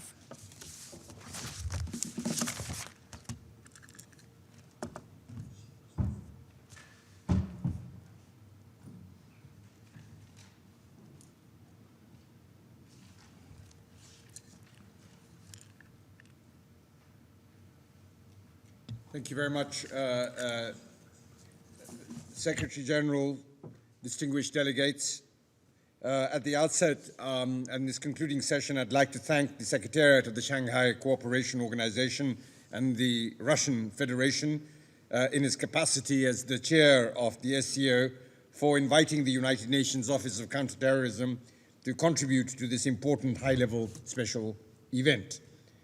I'd like to convey the warm greetings of Under-Secretary General Vladimir Voronkov, who unfortunately could not make it as he is out of the country. Excellencies, distinguished delegates, our discussions during this important special event have clearly demonstrated that the issue of strengthening cooperation in counterterrorism and its links with transnational organized crime requires sustained international attention and cooperation. It has also confirmed that regional organizations such as the SCO have a key role to play in supporting member states to address the threat and implement the United Nations Global Counterterrorism Strategy.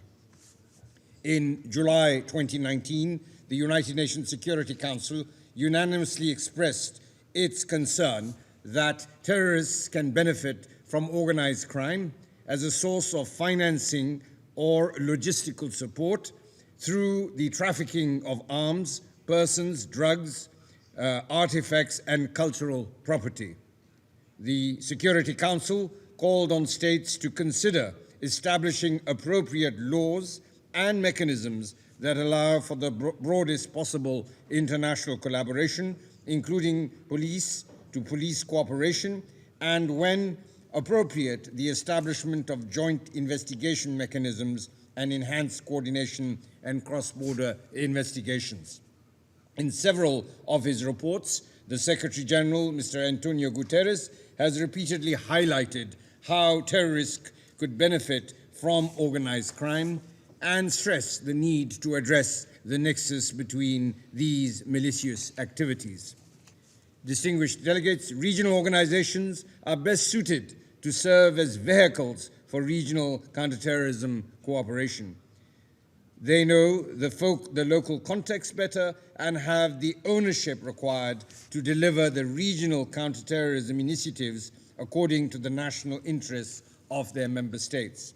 From collective efforts to harmonize counterterrorism legislation in participating countries to joint operations and drills of counterterrorism practitioners, many useful initiatives are taking place to build trust and enhance practical cooperation in the SCO region.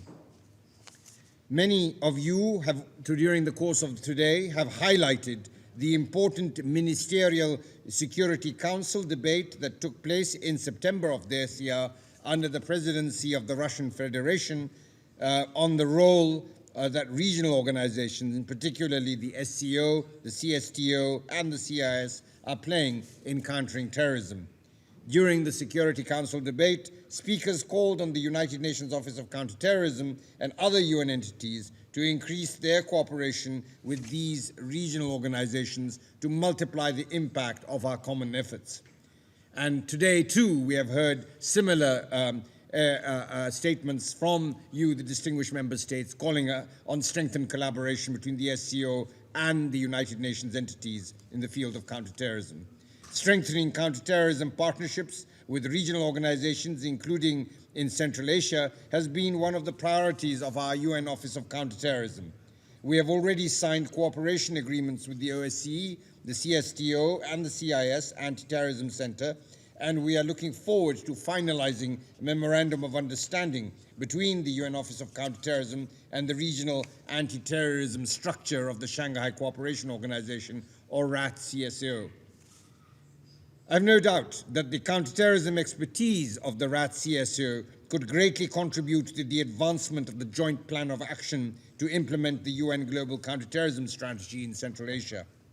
Indeed, under the third phase of the joint plan of action, the United Nations Counterterrorism Center in the UNOCT, in close collaboration with the UNRCCA, recently organized a number of training events on countering the financing of terrorism, border security, countering the use of internet for recruitment and propaganda purposes, and we look forward to the RAT-CSO experts to share their knowledge and expertise in these events. Excellencies, distinguished delegates, the evolving and transnational threat of terrorism demands that we strengthen our multilateral cooperation and increase our impact on the ground.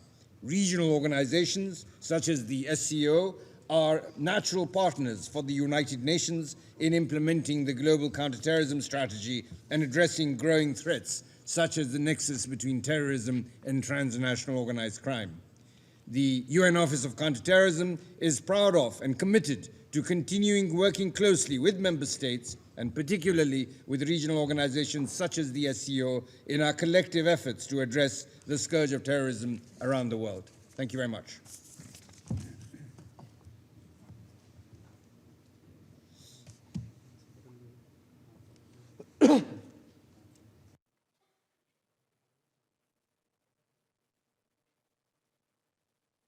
Thank you so much, Secretary General. We would also like to give Interpol the floor. We did not know that they were on the speakers list, and they are an important partner. So a very quick intervention, and then the Secretary General will close us. Thank you. Thank you very much. I have less than 2 paragraphs, so I'll try to be very fast. Interpol is a key actor in this topic because we are not only mentioned in many UN resolutions, namely 2195, 2462, and 2482, but we also observe and analyze the crime threats and the terrorist threats and the link between the two on a global scale. Working closely with UN actors, such as key UN actors such as UNOCT, CITED, and our girlfriend from UNODC, Interpol City Directorate, together with our cyber and organized crime directorates, target terrorist financing in all our modular projects where we plan to have terrorist financing operations, targeting cash smuggling and illicit financial flows, which of course covers all profit sources, including drugs. In terms of combating the illicit financial flows, Interpol is committed to support our 194 member states, including, of course, all the member states present today, conducting border operations close to and involving known routes taken by terrorists. Also, we encourage and support private-public cooperation, mainly in the cyber sector, and collaboration with state entities such as the financial intelligence units, who played an important role in highlighting the indicators on those financial flows. Thank you very much, Mr. Chair. Thank you, Simon.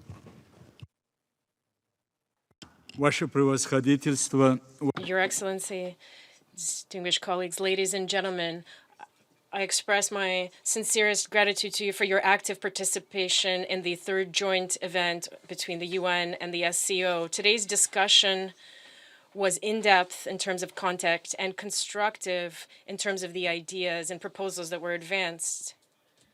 I'd like to outline some of the main conclusions. First of all, we see active movement of FTFs from hotspots to other regions of the world, something which could provoke the emergence of new sources of a terrorist threat. This negative trend is being underpinned by the dangerous symbiosis between terrorism and transnational organized crime and requires developing additional universal measures to clamp down on the channels fueling it, from drug trafficking, trafficking in arms, weapons, and other types of criminal activity. Particular attention in this should be focused on providing assistance to ensuring peace and stability in Afghanistan, as well as comprehensive assistance for restoring the economy of this long-suffering country. Secondly, the activity of terrorist organizations is taking on increasingly elaborate and dangerous forms as a result of rapid technological process. They now find it easier to locate sources and ways of financing and to use new types of weapons to attain their evil goals and spread their destructive ideology. This means that we must be one step ahead of their criminal intentions by developing and perfecting international legal cooperation within the framework of the UN by regulating arms control regimes and rules for using ICTs. Thirdly, heightened attention must be paid to the humanitarian aspects of countering terrorism and the extremism fueling it, and first and foremost combating poverty, particularly among women and youth, and also protecting their rights and interests. Youth are becoming the target of impacts from various forms of terrorist organizations and extremist movements who attempt to manipulate young minds to lure them into their destructive activities. In that connection, it's important to win the battle for the minds and the hearts of the young generation. It is pleasing that the statements heard today from SCO member states, observers, dialogue partners, other states, and international organizations testify to our common will to oppose the terrorist evil and meet transborder challenges and threats. The SCO intends to play an important role in this process and take on responsibility for strengthening peace, regional security and stability, combating terrorism, drug trafficking, and other forms of criminal activity. We take a positive view of continuing the practice of holding joint events with the UN and expect to progressively deepen and expand our cooperation with its specialized bodies. To conclude, I wish to once again thank the UN Secretariat and the Russian Federation for assisting in the successful holding of today's events. I'm convinced that the debate held today will become an important step towards building universal multilateral approaches to ensuring global and regional security. Thank you very much for your attention.